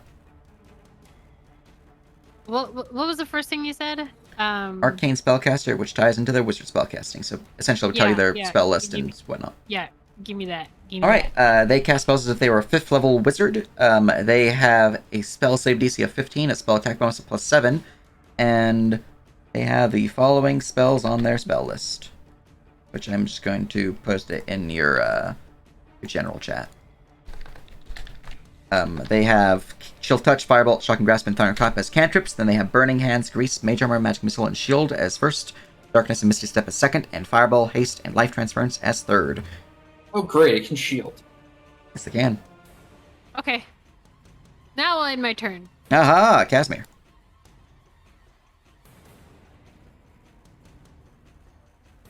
Alright, that's 30 feet. I'm within 30 feet of Tarvis, so we're going to once again bonus action Healing Word. Oh, he didn't word 60 feet. Oh, right. Well, either way, 4 healing and then Sensor of Life. Wow, another 4. Another 11 healing for Tarvis. It is rolling that. I just wanted to make sure. And then we will follow up with another Tempered Firebolt on. You want me to hit the Mage or the Returned Warrior? I figure Tarvis is going to hit the Mage and he'll do radiant damage, but. You pick whoever you shoot. I'll shoot. You could probably also finish off the ones behind us because they're going to raise again. So my plan is that if he does revive, he will stand up, which will trigger my AOP. I believe that's how it works in Nerf system, which means I can just slap him back down. So yeah, I'm going to go after the Returned Hasted Warrior. All right. 23 will slam into me, dealing 6 radiant damage. Creature is heavily injured, its form smoking from the radiant energy, but it is still standing. And that is my turn. All right. Turn Mage 2 has gained initiative. I'm going to continue concentrating on my spell, because that makes me happy. What I'm going to do, though, is I am going to just move forward here. Yeah. We're just gonna send a happy little thing right there. Have another fireball. Oh, jeez. It's a similar small green bead shoots out from the creature's fingertip, and a necrotic flames engulf the area. DC 15 deck save. Those are I, Casimir, and Morkag.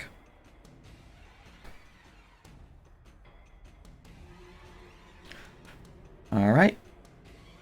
Casimir and Zerai suffer full damage. Morkag suffer half. My fucking dice. The same roll. The same roll. 32 for full, 16 for half. Creature is then going to move back into the chamber. That is another fucking sorcerer. Casimir takes half, smile. Oh, speaking of what you'd learned, since you did choose my spellcasting, I only have 2 third level spell slots, 3 second level, and 4 first level. And you know that I've used 2 third level for this guy, at least 1 for this guy. Alright, and that's this one's turn. We go to Morkag. Oh, oops. Stop the grid first. Where'd I go? Let me go into DM view. It was eaten by the void. Oh! Did you delete your token? No! Click Control V. You must have Control done V? initiative.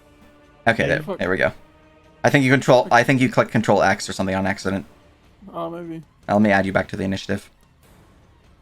I was after the return mage. Yeah. Alright. I'm gonna set you as 11.04. There you go. Nice. Alright. Alright, so I was gonna move forward. Let's see. You can walk through allies. You can. Yeah, As but long as they're with the- willing to let you walk through. Mm-hmm. You can go here, right? Yeah, Like, I mean, elevation it's is only up. a 5-foot step, so it's not bother worth rolling to have you roll the climb check. Alright, so that's my movement. I did my full movement, so now I have 20 AC. Because of my bow. This guy got shot, so I'm gonna shoot him. Alright, for Returned Warrior. Yeah, the hasted one. Gotcha. That's a miss. Creatures. Hold on. I will trigger this ability. Oh, not this one. As a reaction, I can have advantage, so... Oof. I have so many means of just... I miss! No, I don't! Yep, this magical bow. Alright, 20 to hit. Even with my bonuses from cover and haste, that is a hit. Nice. So that is... This... And this is a bludgeoning arrow. Alright, 21... 42. And as a bonus action, I'm gonna prep this. Very good, very good. Because I used it before, so now I can... Yep, you can use it next round now. Alright, anything else? Over. Alright, from there we go to Zurai.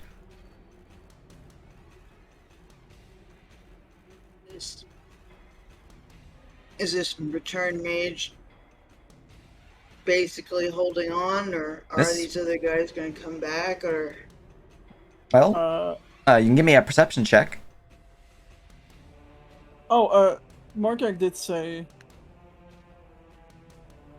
they tend to come back unless they're hit by we figured that out. They hit by radiant damage. If you want, you can like slam it down, and then Tarvis can just pop it with radiant damage.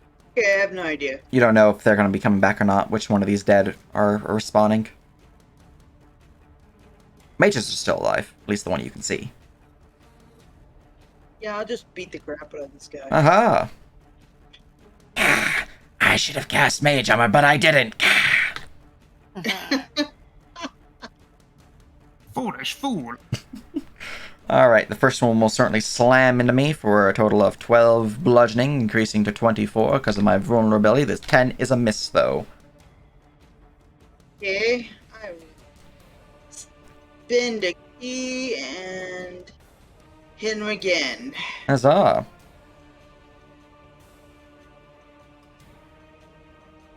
A 17 will slam into me for a total of... you can roll me... It's yeah, it's the wrong damage, so... 1d4, just making sure they're all the proper dice size. You can roll me a decimal d6 and then it's correct. Alright, so that would be 10... Increase to 20. Yeah, I think so. Mm-hmm. Yeah, it's a d4 plus, and then a d4, and then we just need the extra d6. Alright, so that is 24 bludgeoning damage as this creature here before you crumples upon the ground. Very good, very good. Anything else? I spit on it. No, I'm just kidding.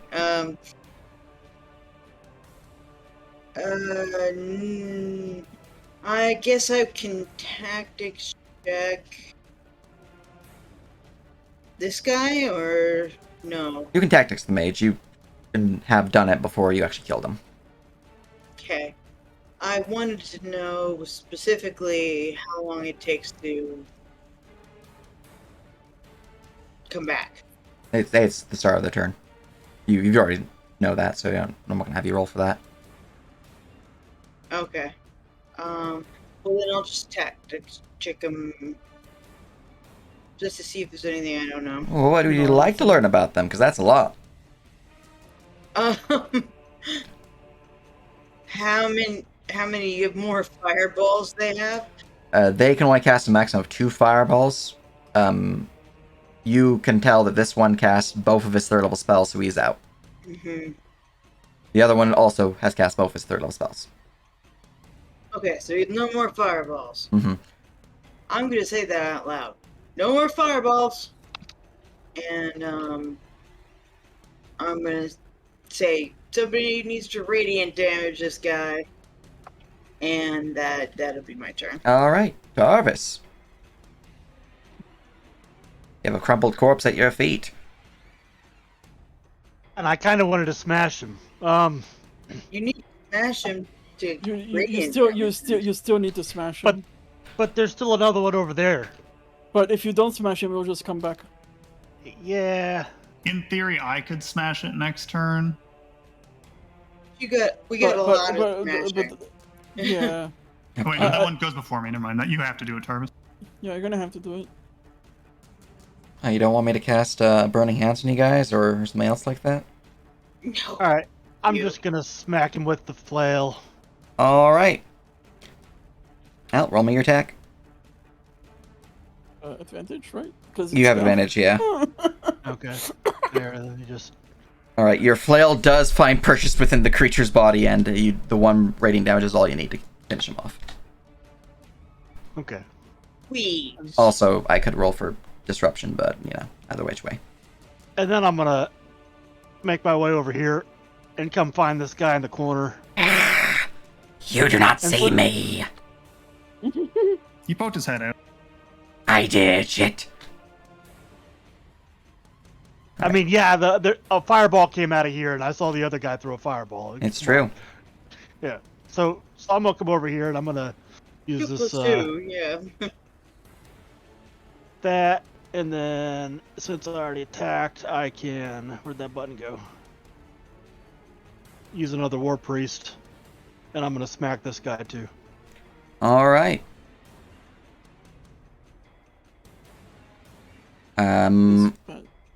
He is going to use a first level spell to cast Shield, as the attack is deflected.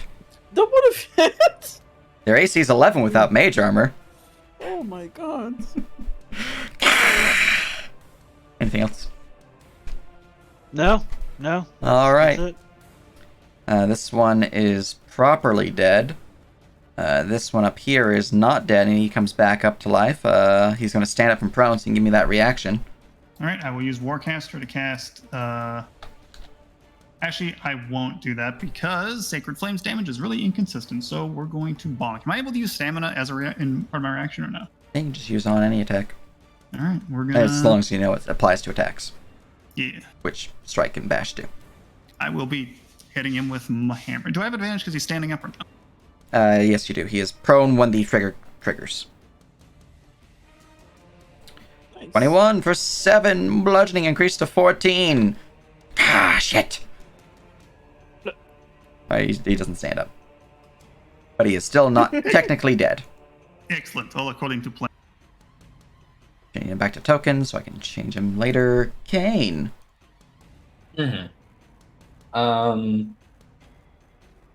I guess I'm gonna go over here. 10 foot.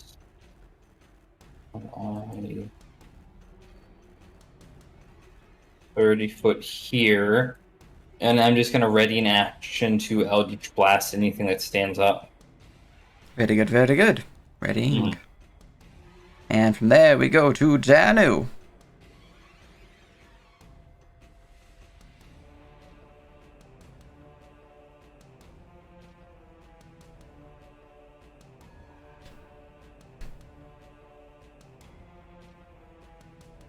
You're muted if you're talking, by the way. Yeah, I'm trying to. I was here, right? Mhm. Yeah.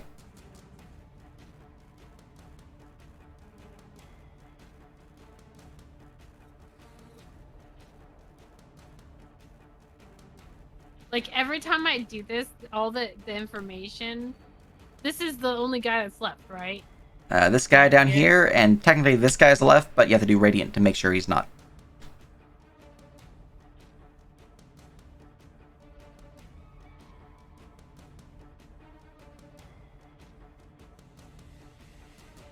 Is this a 5 platform? foot step.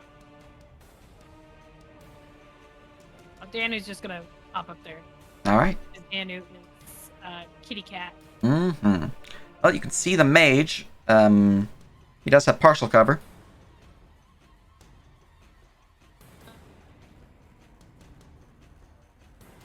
Let's see here.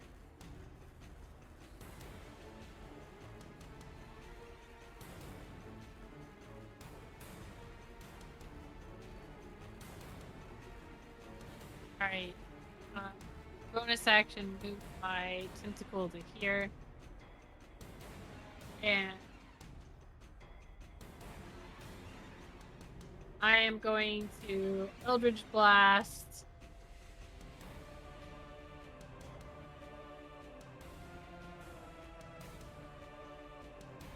Nice.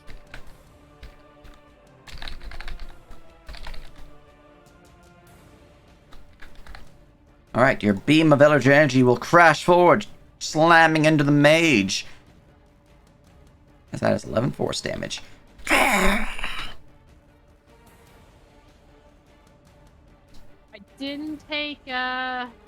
I was thinking maybe I took a what is it, bonfire? What's that cantrip that you start? You basically start a fire. It's bonfire. Yeah, bonfire. Is it bonfire? Yeah. Yeah. I thought I couldn't remember if I took it. I was thinking about taking it, but I guess I did. Unfortunate. Thaumaturgy can start a fire too, but yeah.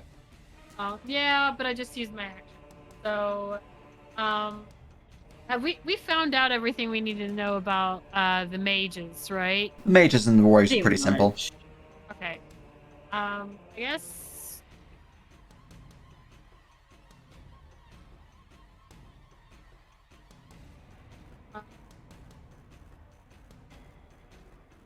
In my turn.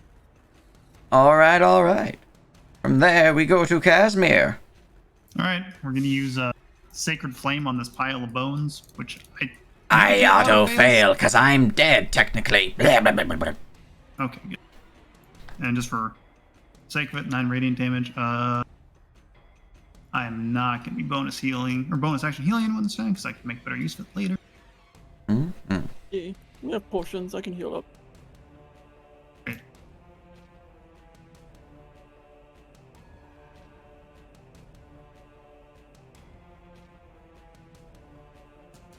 So close. So close. We're just gonna hang out here instead. That's my turn. Alright. We go to the returned mage. I have regained my reaction, and I don't need to concentrate on that spell anymore. Huzzah! Also, I took damage, and I took damage after the guy died, so it's fine. Let's see here.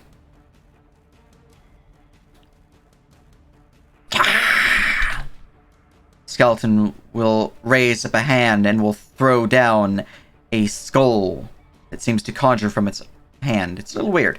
And the skull, upon crashing upon the ground, will let loose a cloud of inky blackness. Let's make it interior purple. Alright, that is magical darkness now. The Dawn Hammer is still on, correct? Yeah. It's considered a daylight spell? Yeah. My spell is wasted. Shit.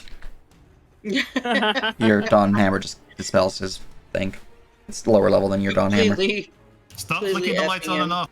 I'm not intelligent. I have 3 intelligence. Stop talking then. Ah. Okay, more gags, your turn. Alright, let's see if we can get a shot without using a bonus action. I don't think I can though.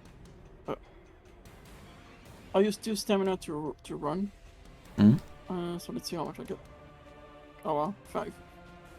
I kind of see him I have cover. covered, huh?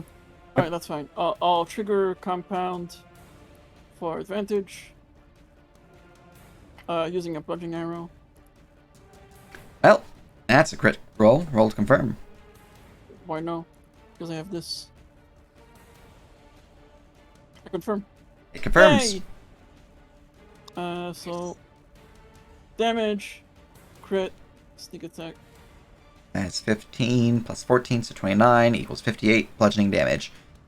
As the last one fades, and with that, it is easy enough for Tarvis just to poke it with some disruption. So, combat is over. So you guys have succeeded against these returned Ooh. warriors and mages. I'm gonna drink a potion now. Hold up. Really use a heal. Yeah. I'm gonna use one of the graders I have.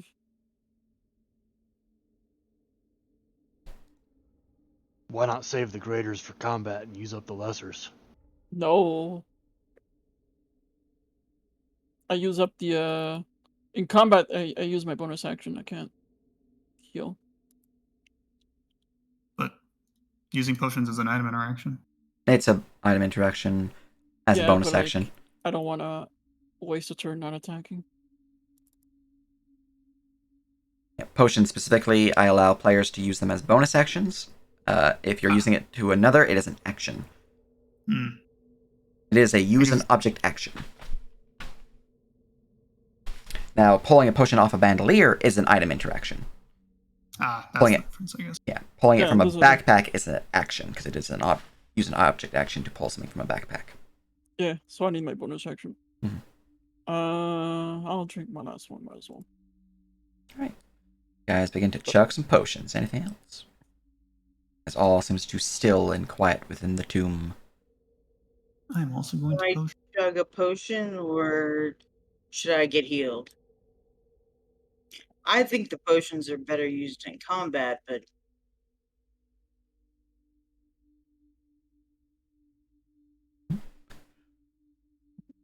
That's a question for your 2 healers or your 3 healer, 2.5 healers. I mean, the 2.5 healers. difference is that basically it's always a Sounds matter like of a sitcom. resources because I have to use spell slots, which means I can't use them for combat spells as well, which isn't a huge deal. I think in this case it is more efficient for me to heal you. So Casimir will heal Zerai with a planar healing. Mm. So you heal for 4, and then bonus healing of 1. So that's fine. So 5 healing, and then as long as we wait another 54 seconds, you will heal for an additional 36. Oh, wow. Okay. Thank you. What the I fuck? think that's all, Planar all healing, of Planar- spell it. of a drug. Yeah, planar healing heals 4 per round for a Mhm. minute. Well, it heals your spellcasting ability modifier per round for a minute, but yeah. Yes, which is 4. Nice. Sweet. Mm-hmm. So you Come on, heal for a anyways. total of 41. That would be all I needed. Thank you. There you go. Right, Zerai heals for 41. Looks like Casimir's doing fine. Looks like Tarvis is still pretty injured. Morkak's looking okay, though injured. And Kane's a little injured, and Danu's fine. You guys are free to maneuver onwards whenever you are ready. Let's see. I get 1 blunt arrow back. What is I it? use a cure wounds on myself. Mm-hmm. It's a D8 plus your spellcasting modifier. Mm-hmm. Aha! That's not enough. I might as well use this as well. Do you have any healing potions? I think you should. I do. I'm just looking at my options, trying to be efficient. Because, yeah, only so many spells and potions. So, from my calculations, we currently have 8 potions of healing and 8 potions of greater healing. That includes the one that was just used by me for basic healing, and the greater used by Morkag. I'll do that again Oh, I had 2 of them on me. for another 7. On my bandolier. Why do I not have that listed? I must have forgotten to add it to the inventory. This was before I think we got the loot list.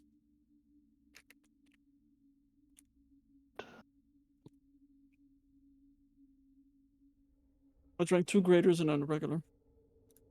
Very good, very good. And then I'll pop a regular healing potion as well. Mm-hmm. Basic. 8. Very good, very good. I guess another question is, do you want me to cast Aid on people for the bonus? How much? Save the spell slot. If we find an encounter we can prep before it, hopefully we'll be able to talk. But it should be good. We're pretty perceptive, and the skellies didn't seem to be that perceptive. Yeah, except for like the 8 million fucking fireball damage. Ugh. Oh yeah, that one. Nothing like an 8d6 fireball. Yep. I'm glad I'm resistant to fire damage. Holy shit. Man, I succeeded. I don't have evasion because I'm too low level. Anyway, where do we want to head from? Actually, what's going on in this room? What are these barrels? Right. Looking into the side alcove here, you see there is indeed a small stack of barrels, all seemingly to have a basic spout on their base.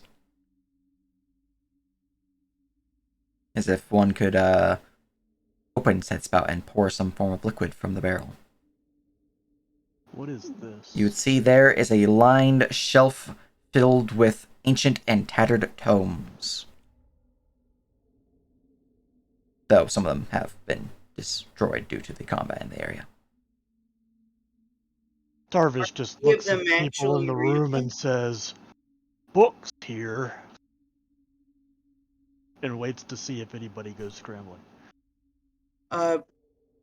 I'll examine them to see whether they're readable. Whether I think they would fall apart if I touched them. All right. You can give me a investigation check on the shelf there, books, and as Morkag stealths off, slurking to the west, you would find that area here is a simple chamber with a total of 6 sarcophagi. Tombs. There's tombs. I will investigate this room while the others are doing their stuff. All right, give me an investigation. What Ugh, check damn it. did you want me to roll? Investigation. Investigation? Okay. We should Just stay wait. together. As Tarvis looks around the room and notes that Morkag has disappeared and he doesn't see Casimir.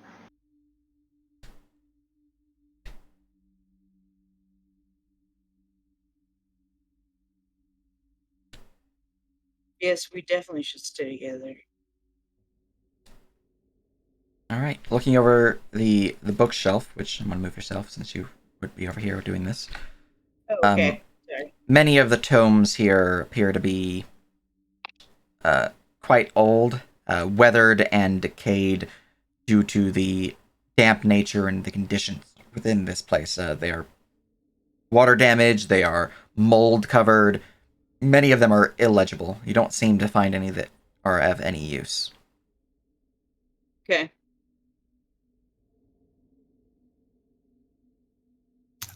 If I open up one of the spouts, what comes out? All right. One book there. As you open up one of the spouts, a thick, blackened liquid, almost tar-like, begins to pour forth from the spout. What am I smelling? Is this? It smells. 1 second. Let me go and Exactly like it sounds. the name of or the smells of this.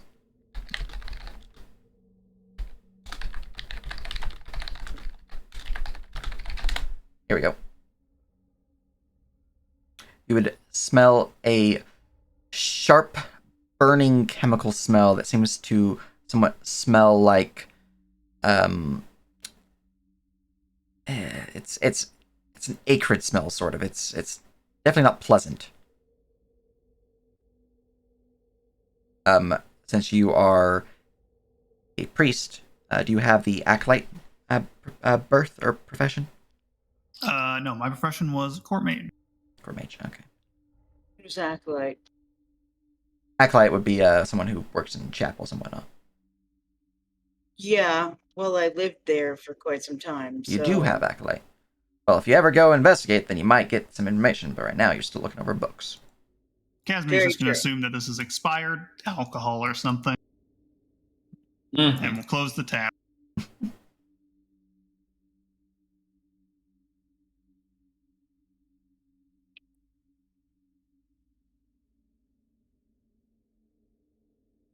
Yeah, you wouldn't have any lore that would apply to this either.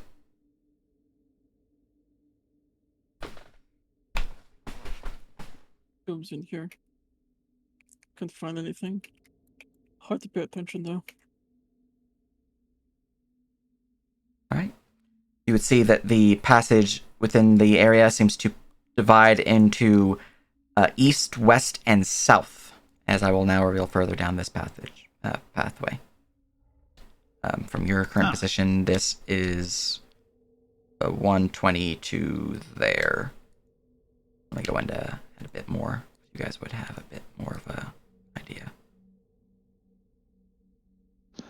Well, while people are poking around at things that they're noticing, Tarvis is going to check out the bodies for any equipment that's useful. All right. Looking over the corpses, the warriors seem to have ancient and rusted, for most part, iron gear. Not steel, but iron. And you can tell that the gear itself is poor quality at best. the warriors here, there is a shield, or a pair of shields, a pair of pikes, a pair of scimitars.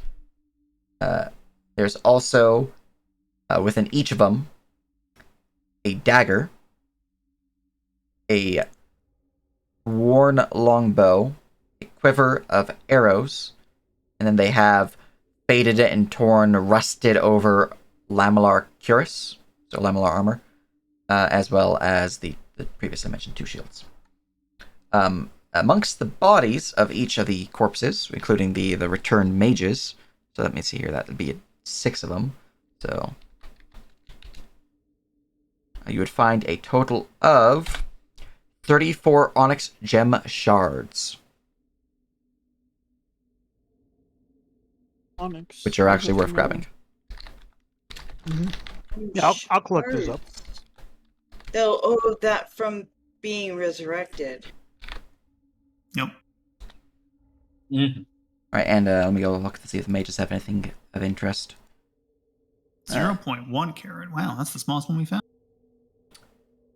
Alright, It's a fragment for sure. okay, actually I need to change that a bit. The mages are different in the gems, their size of the gem shards. So I am actually looking at 24 of those size, and I'll give you guys 10 of the return mages. Onyx gem shards. There you go, yeah. 0.5 carat for the mage gem shards, and then 0.1 carat for the normal warrior gem shards. Why do you do this? It's cursed existence, really. Anyways, the mages don't seem to have anything else of note. They didn't seem to have a spellcasting focus, which is strange, nor do they seem to have a book upon them.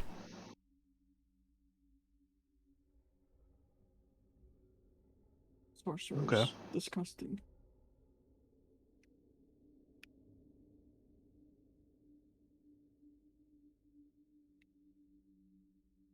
Right. Yeah, these were obviously raised by somebody else and left here to guard the place. Do keep an eye on where your tokens are located, because the map is active. Mm-hmm. Now, where did Casimir go? Coming back because I see a potential freaking hallway. I don't think I actually saw the actual hallway because this wall blocked it, but either way. I'm gonna make sure I stay with the group. Well, aside from what I think is some expired alcohol, there appears to be a passage to the east here. Perhaps it links up with the passage that heads southwards as well. Expired alcohol. I Does don't know. alcohol expire? That's what I mean, it smells like vinegar usually. I'll go check it out. Alright. As you go to search the area that was pointed out to you by Casimir, Zerai, your time within the monastery or the various positions that you worked there, you would recognize this as embalming fluid. It's embalming.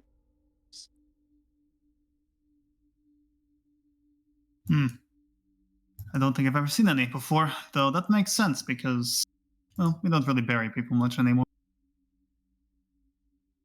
Or at least not often. This is a lot of embalming fluid. Well, we are in a tomb of some sort. I'm sure they kept a stock on supply so that they could keep the remains preserved, though from the looks of things, they did not do a very good job. Is there any way to identify the undead? What do you mean? Like their names or whatnot? Do they have any? They don't have, like, name tags or anything like that, no. He said his name was Fred. Well, technically he doesn't speak, but, you know, it's fine. It's a sad thing, too. I'm starting to believe that these are the ones that we're tasked with protecting. How many barrels are there here? Are they actually up in a pyramid? Oh, I didn't mean to interrupt. They are set up in a pyramid. There's a total of 12 barrels. It's a lot of embalming fluid. It's a big family. Jarvis is going to look screams- behind the barrels for anything out of place. Roll me investigation. It screams to me that they were embalming a lot of people that don't necessarily need it. You look behind the barrels and just clean stone back there. If there was anything, you can't find it.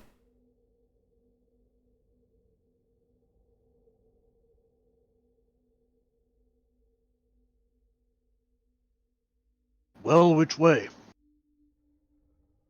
Decide. Well, we were originally led here by sounds of bones. Does anyone hear anything? Yeah. Can I listen? Can you give me Yeah, perception? let's listen. Jarvis will stop moving so people can listen. Okay, so I have the special skill ability perception, which distance modifier and perception checks are halved for me. Hmm? I don't know if that means that also applies to hearing or. It's all perception checks, anything based on Okay. distance. I got less than my passive, feels bad. All right. Purvis. You would hear the sound of something coming from further to the east. What you gather is you definitely hear the sound of like a trickling water, like a fountain or maybe a stream filling a water source with its with yet more water. But you also hear like a faint groaning noise, a growl of sorts in the same direction. Check the other distances to see if anything else would hear with your 24. I think someone's peeing down here. Peeing? I hear water or something.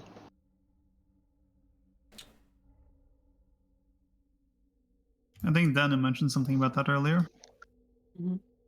It would have to be a very large bladder. You would also gather the sound of a faint conversation echoing throughout the chamber. It's hard to pinpoint the exact location, but you don't think it's down the eastern path. And the conversation, whatever it is, it's not in common. Or at least you can't really understand it. But maybe that's just because of the muffled nature and how far it is. But it is echoing off the walls, ever so faintly. And voices? Did you say they were coming from the same direction? You cannot tell which direction. They're probably talking about football. Mm-hmm. Did you see that ludicrous display last night?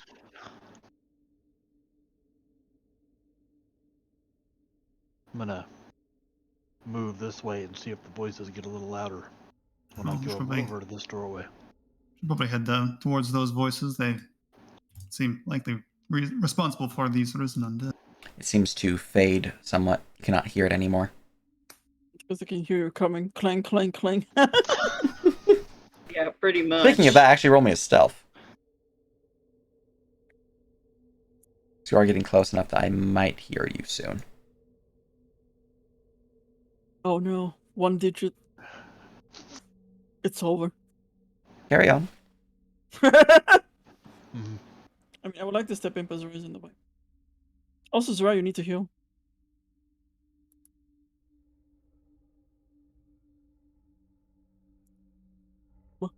I don't think the voices are coming from that way. Did it sound like the water was? Perhaps.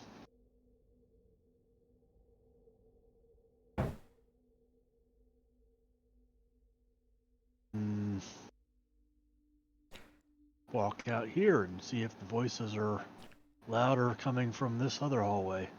Danu. They're not coming from that way. They've got to be coming from over here. And Morkag. As Tarvis begins to walk past you, it's a little hard to really hear, just due to the fact that you're hearing a bunch of clinking and jingling of chainmail. But you swear it's echoing, and not just because of the nature of this tomb that you're in, but you can hear a second source. Perhaps even a third source coming from the hallway that Tarvis just left.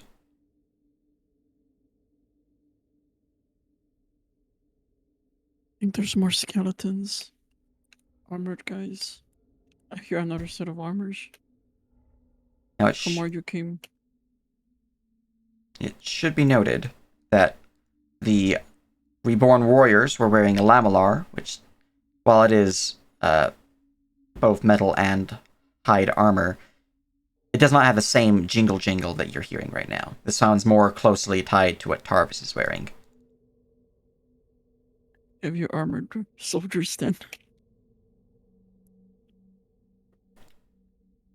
Is everyone where they are actually located at this point in time? Mm-hmm. No.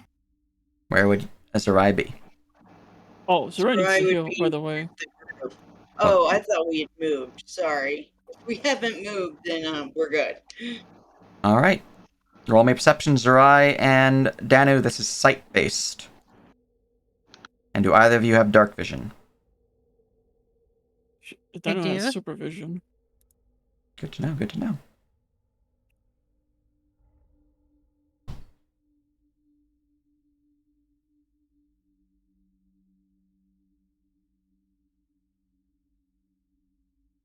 All right.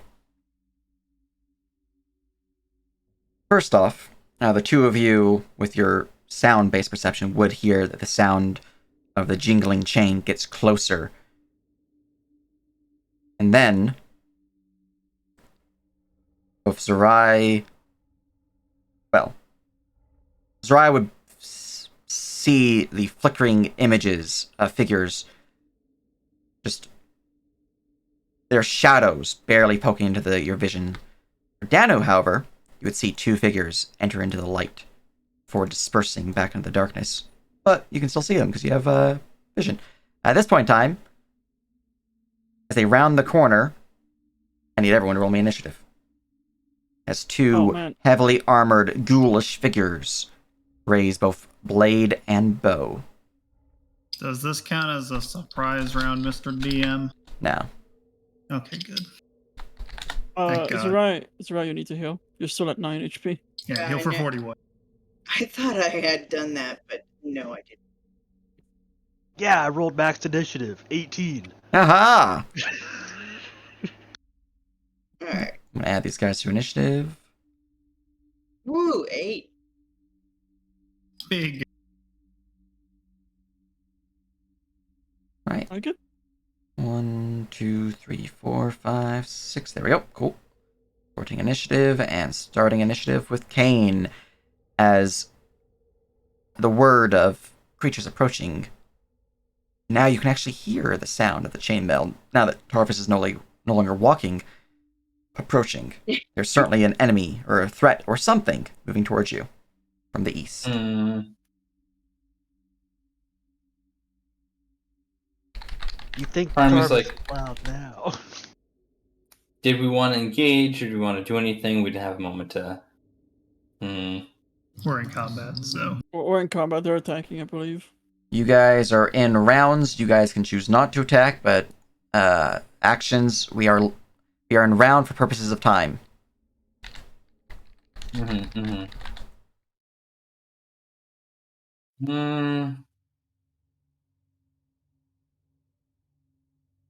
I'm gonna move this way. Only problem with us trying to disengage is that they both go before Zerai, so they're just going Yeah, I can't justifiably say like I see what's going on here. Really, I'll move this way. Sure.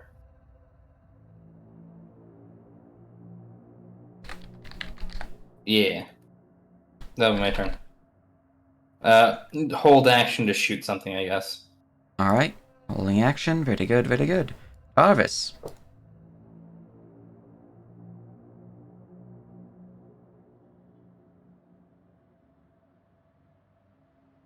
Sorry, I'm not used to going first. So, enemies coming down that hallway were mentioned. Yep. I don't see them. So, Yeah. I mean, That's because like I your said, vision is turned on, so what your character can see is what Right. you can see. Right. I was asking in character if they were mentioned in character yet. There was 'Cause Mark I said missed- so. Okay. Then yeah. Okay.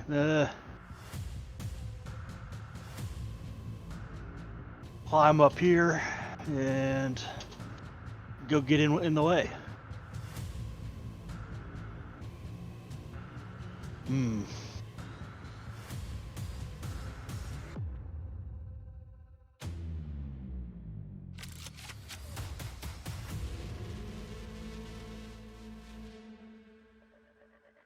Yeah, Tarvis is gonna move to here and plant his tower shield in the doorway. All right. Well, suddenly you cannot see. I can't see over it. Now, the doorway is it's a small archway. Your tower shield's built for a furbolg. You can't see over a furbolg tower shield. Okay, I thought it might be slightly shorter than the door, so there would be like a slit in top or something. No, okay. Well then, yeah, maybe I don't want to do that. Up to you. You know, a tower shield is essentially blocking off that wall because the doorways they're not like a doorway built for, you know, tall people or half giants as you are. They are built for, you know, like a 5'5" person. Okay, then see, that was only 20. I can keep moving and go. I can get to there. Can't get to there. I can block that door.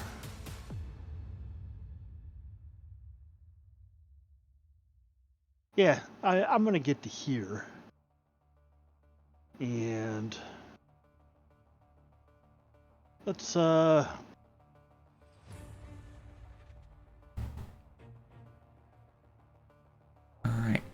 As you see the Barrow Knights, you immediately know that they have the combo Cruel, Deadly, and Ruthless traits.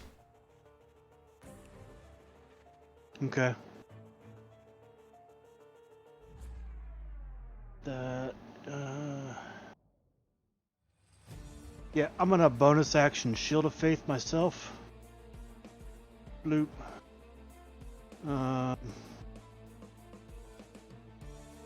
And then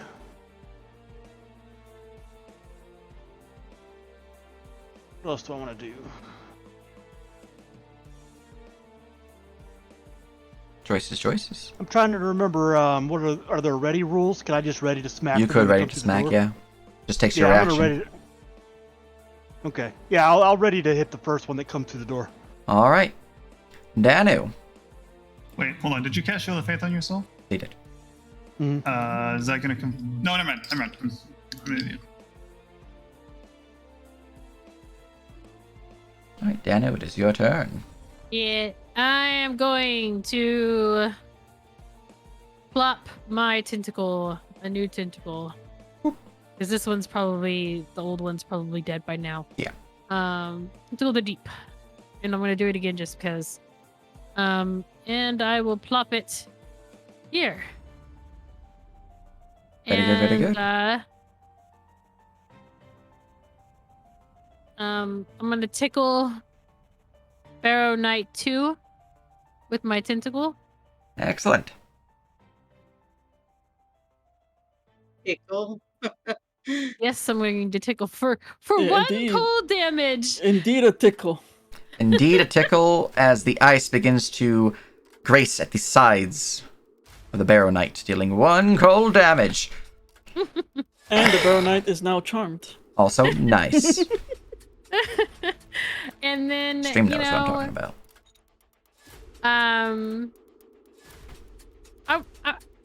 Before I do something dumb, I'm gonna do tactics. Oh, damn. Oh, That is enough to learn 2 things about them. Yeah, after doing the 1 damage, they have 69 left. Oh, that's great. They hurt like hell and they have fucking massive HP pool. Tell me their special. Tell me 2 specials. Alright, my list of specials are Create Spawn, Death Knell, Rend Defenses, Strike the Weak, sunlight sensitivity, turn vulnerability, and venomous blows. And if you're wondering, it has to be proper natural sunlight, not the daylight spell, because the daylight spell just gives light, like a lot of light. But which one of those would you like to learn more about? Venomous blows and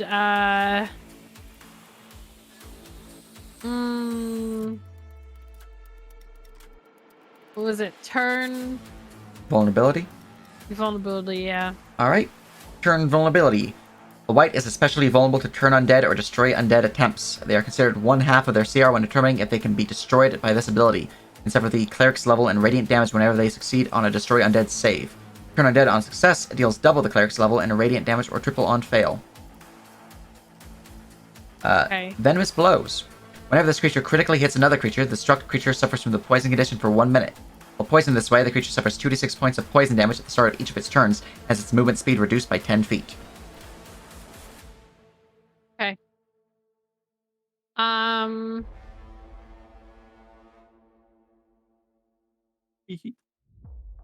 gonna step here All right. so I can get a clear shot of Barrow Knight 2 and black. That will slap. As your beam of force crashes through the creature's defenses, dealing 11 damage as you see its shoulder knocks backwards, and then it looks out towards you. Danu will give him the finger guns and wink, and then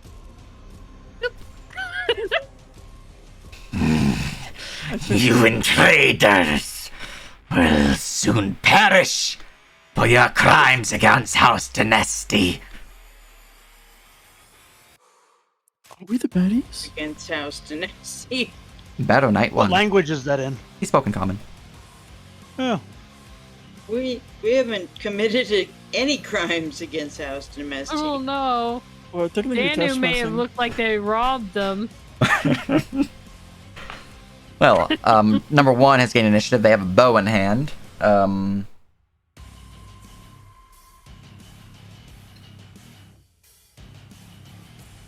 Number 1 is just going to... So, as a reminder, at the first round of initiative, I always allow the ability to willingly lower your initiative. The one with the bow is going to willingly lower the initiative to be below the one with the sword. Alright. Oh shit! The one with the sword has gained initiative now. Hey, look. The one with the sword is going to move forward into the chamber here. I'm gonna push the tentacle off real quick. And, catch a flail to the head. well, you did have it ready, so you're ready with trigger as, no, you can't see him just yet, no. So just Jarvis's flail. Can I spend stamina on this attack? Yeah? There it is. The play. That will miss. As he raises his claymore, ting, deflecting the blow. Okay. 14 misses.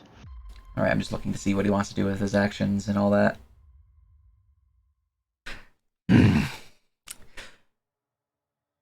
You strike the Guardians. You are intruders, invaders, and thieves.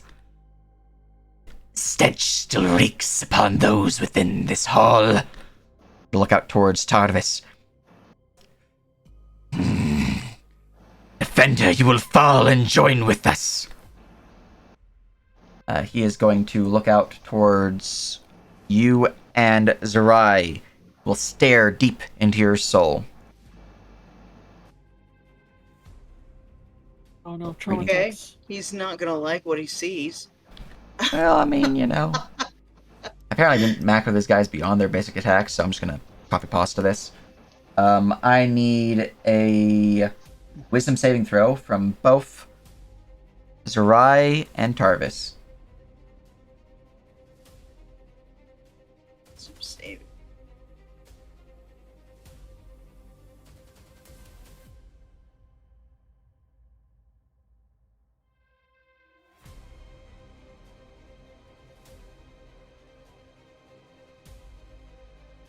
Yuck.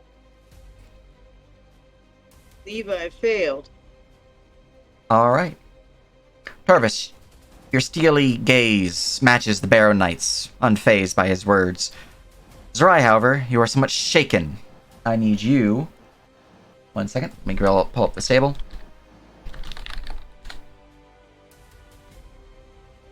I need you to roll me a D100.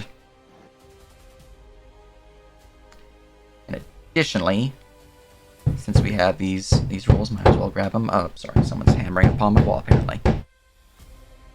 Oh god. Your Uber Eats is here. It's the Fed. 79. Nice. Alright,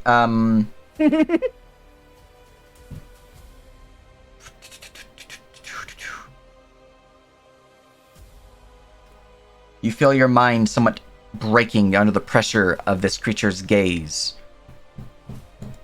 You would take some sanity damage. Specifically, you would suffer 2 points of sanity damage, and per the effect of this ability,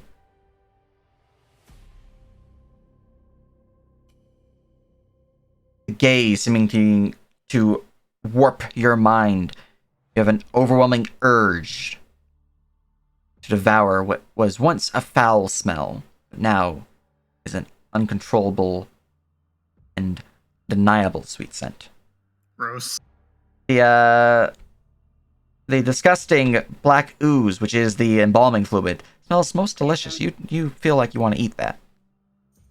Yeah, but I know it's embalming fluid. You do know. You don't care. But it's like vanilla scented now. I still don't see me eating it. Eat your Tide Pods, alright? Alright, that is my bonus action as I use my insanity gaze upon you. My action is then going to be to slam my sword into this here Tarvis. Tarvis, no! See, I can use 2 Claymore attacks, or I can replace one of my Claymore attacks with a Life Drain. So I'm going to swing at you with my Claymore, and then I'm going to use a Life Drain on you. You have Claymores. Ugh. 19 will kink against your Shield of Faith. That is a miss. I really should have saved these guys to their full stat sheet. I'm surprised I didn't. Any response to that attack there?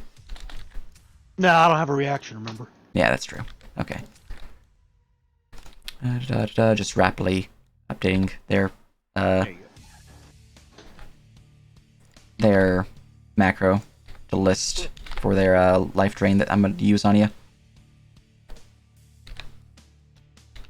No, you don't have to. It's too late.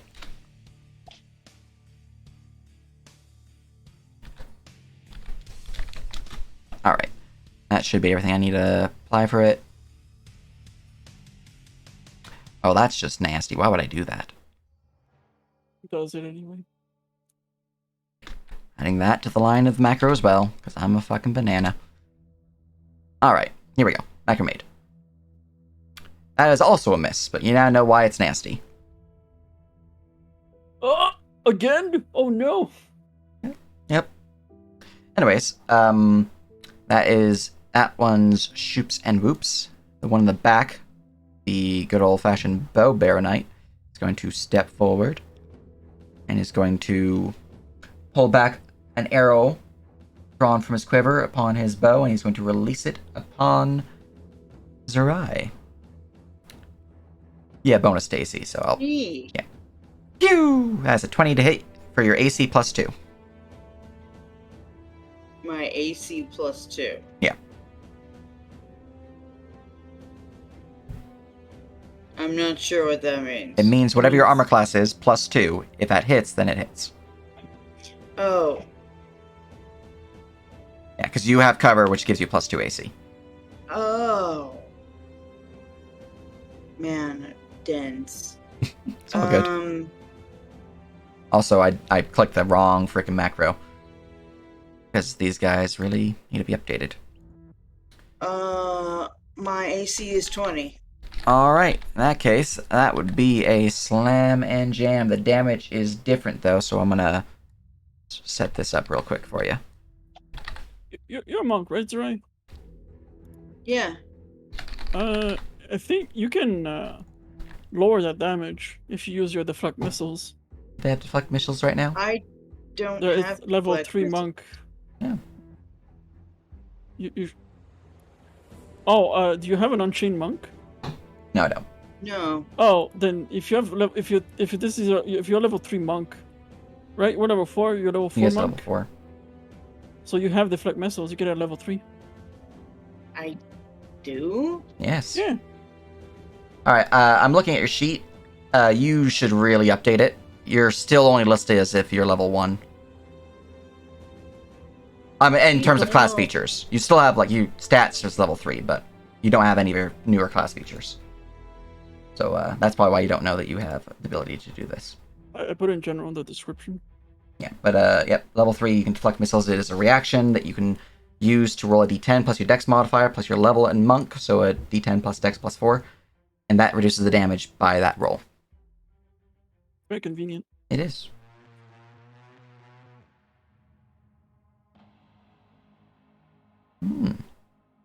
Also, hello, Duke. Very much appreciate the subscription. Yes. Dex 4, so. Anyways, this should be the proper macro. Here we go. That's the actual 15? damage. 15. All right. My damage was 13, so you completely reduce the damage to 0. If you spend a key, you can catch the arrow and throw it back at me. No. All right. That is my first arrow, which is a slap and miss. I'm sad. I'm then going to shoot you again. That's a miss by 1 because of cover. Yeah. All right. We then go to Morkag. Nice. Alright, so there's a bow guy in the back. There's Barrow Knights too. Alright, so first Morkag is gonna move forward. He's gonna compliment Zerai. Nice catch. Thank you. So from here I can shoot this guy, right? Without cover? Yeah. Or do I have to get closer? Okay. Who goes after me? Casimir, Zerai. Alright. Okay. So first, I am gonna use my bonus action to trigger this an attack. Then my next attack at advantage. And I'm gonna use bash. So if I hit, I do 2 extra damage. 1. Roll to confirm. Oh no. Never mind. Alright, so that's a crit. I roll 2 extra damage. That crit is multiplied on crit his too, so you can roll me another d6. Oh, cool. Alright. Alright, so that's 6 extra damage. And then I was gonna use Distracting Strike as well. So this also gets doubled. 1, 2, so that's another. So 6, that's 12 12 so extra far. damage. Are your arrows 18. silver? No. Good to know. I'm using a blunt arrow because they look skeletony. Gotcha. And then sneak attack twice. Alright, so we're looking at 6, 12, 20, 37 damage. Yeah, that's everything. Alright. Oh, and Distracting Strike. The next person to attack Barrow Knight 2 is attacks with advantage. Alright. It looks like from your arrows, it seems resistant. Okay. Oh my god. Alright, so I was here. That was 20, so I'm just gonna use my 10 removing movement to I'll just go back. There we go. That's my turn. Very good, very good. Alright, Casimir. Alright.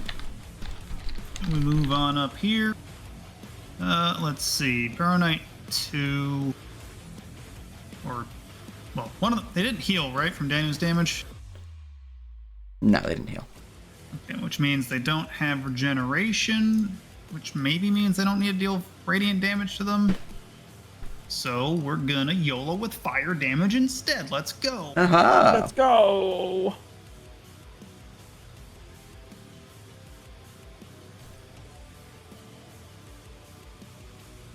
Hey, it's me, Agnar's Scorch.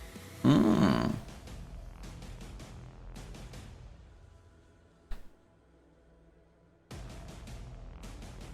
Nice. All right. As some DX saves my buddy boops.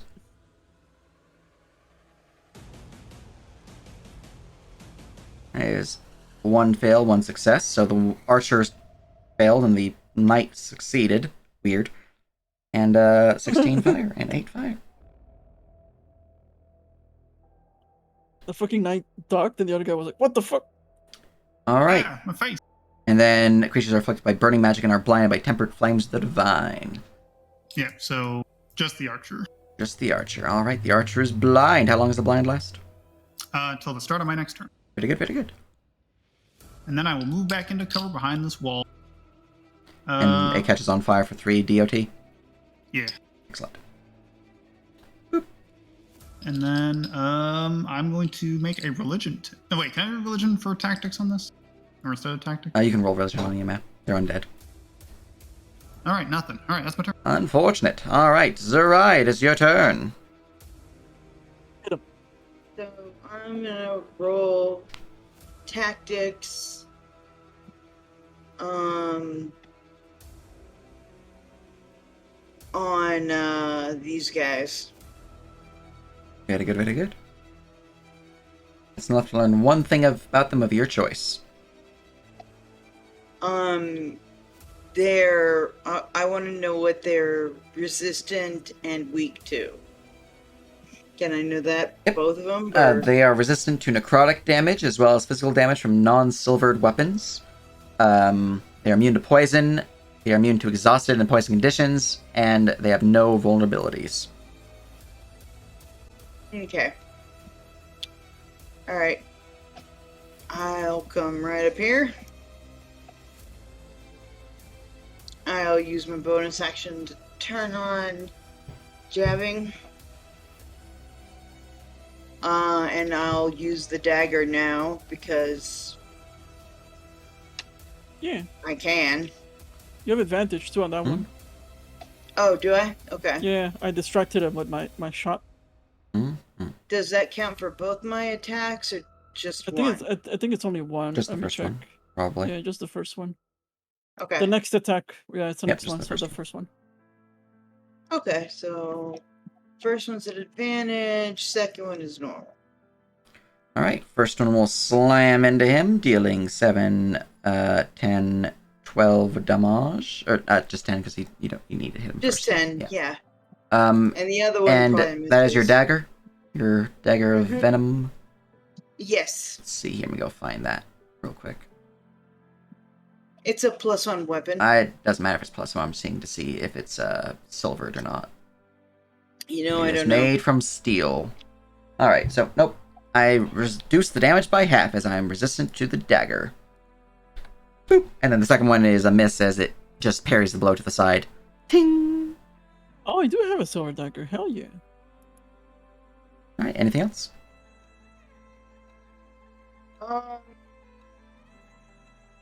I will switch to the silver dagger.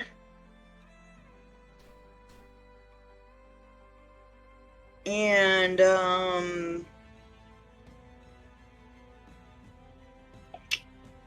that'll be it, I guess. Alright. Top of the round, Kane. All right. 5, 10. Wait, no. 5, 10, 15. Oh, I would say use silver. Gotcha. I don't carry weapons. And I am going to Eldritch Blast. The archer or the knight? The knight up front. Gotcha. I have a clear sight on him. Where is my button? Eldritch Blast. Hey! All right. +4. The beam of energy +4 for damage or attack? Damage, yeah. Damage, okay. The beam of energy will slam into it, dealing 13 force damage. The creature takes a step backwards, staggered by the blow, but still standing. And then I will quickly retreat back away again. Very good, very good.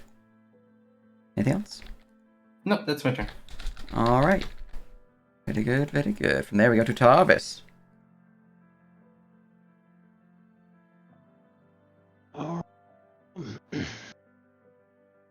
Well, this knight is on his last legs. I'm gonna smack him with my flail.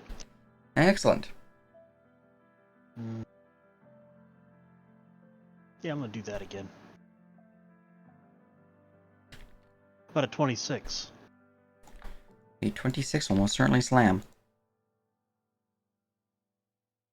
Alright, and then that is, he is most certainly below the threshold for your disruption, so I'll roll him as Constitution saving throw. DC is 15, so he immediately explodes in a shower of bones and armor. Alright. Look at Jarvis. That was cool. Yeah. Go over here. Because that was cool.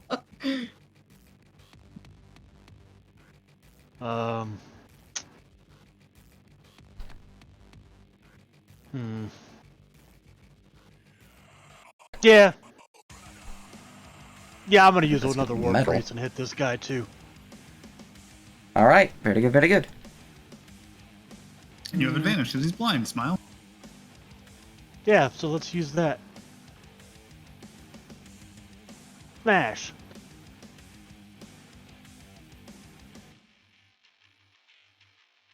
Oh yeah, you said advantage, right? Just do that again. Okay, yeah, no. Just in case you crit, yeah. Mm-hmm.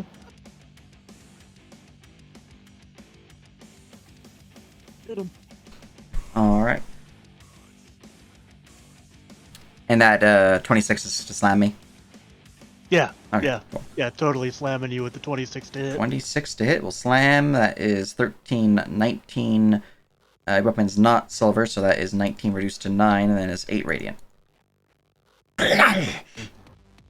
Alright, damage applied. It is magical, does that count? Nope, doesn't matter. Has to be silver. Okay.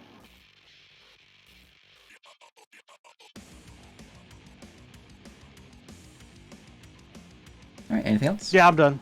Alright, we go to Danu. you.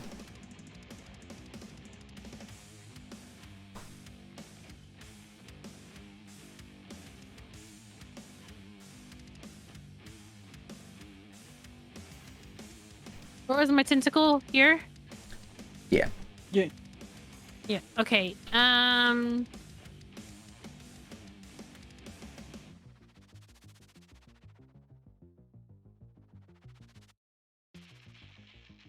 Let me measure things.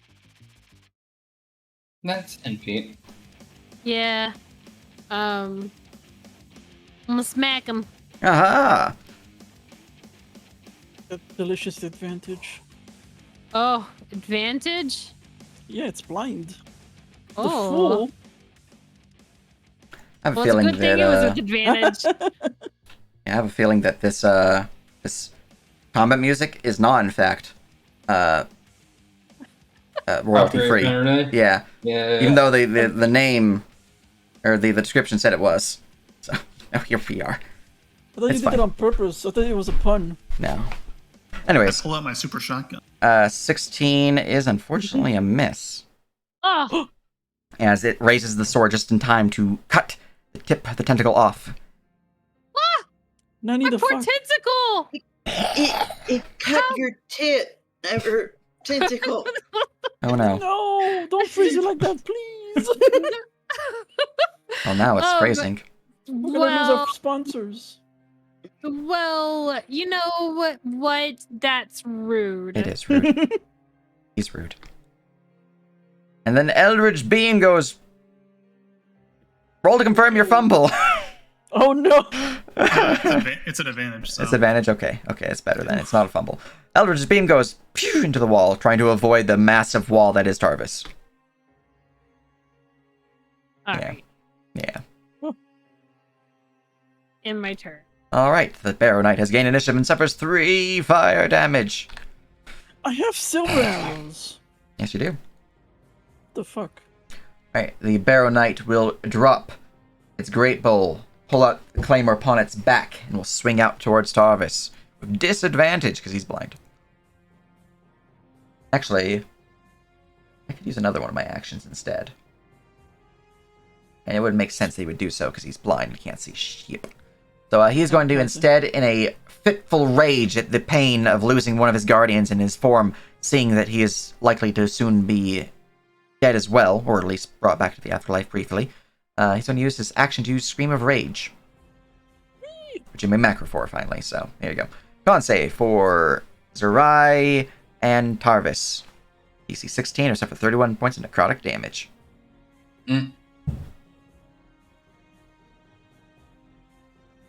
He opened his maw and yelled, "Ha!"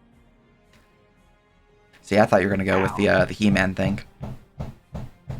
No, Alright, you suffer the full 31 and must make a con save, Tarvis. You suffer 15, Zerai, and must make a con save.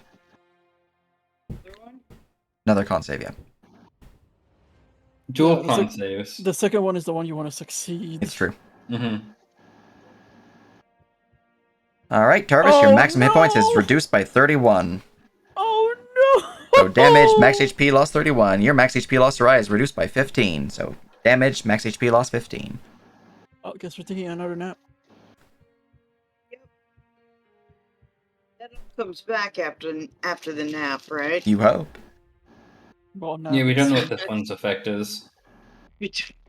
And whenever I do max HP lost, I always remove that line from my combat text, just so you guys have to learn about it. Cool. Anyways, that's my slammin' jammin', and Morkeg. It's my turn. Alright, Morkang has silver arrows. So I'm gonna use one of them. Alright, so hopefully not hit Tarvis. I have advantage because blind, so with a silver arrow. Pop. Pop. I have to confirm. Does a 22 confirm?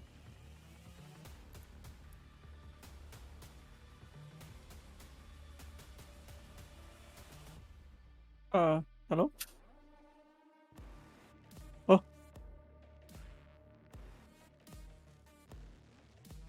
Did I DC? No, I hear you. Okay. Music got Oh. strange. I was away from my mic. Oh. Okay, I was telling people outside if they can stop hammering for like 6 minutes. Alright, so, looking at your shoops and whoops, I see there's 3 attacks? Well, it's advantage, right? Yeah, he's blind, so you have advantage. Yeah. So I rolled a 20 on the second. And then that's the confirmation, okay. I see. Yeah.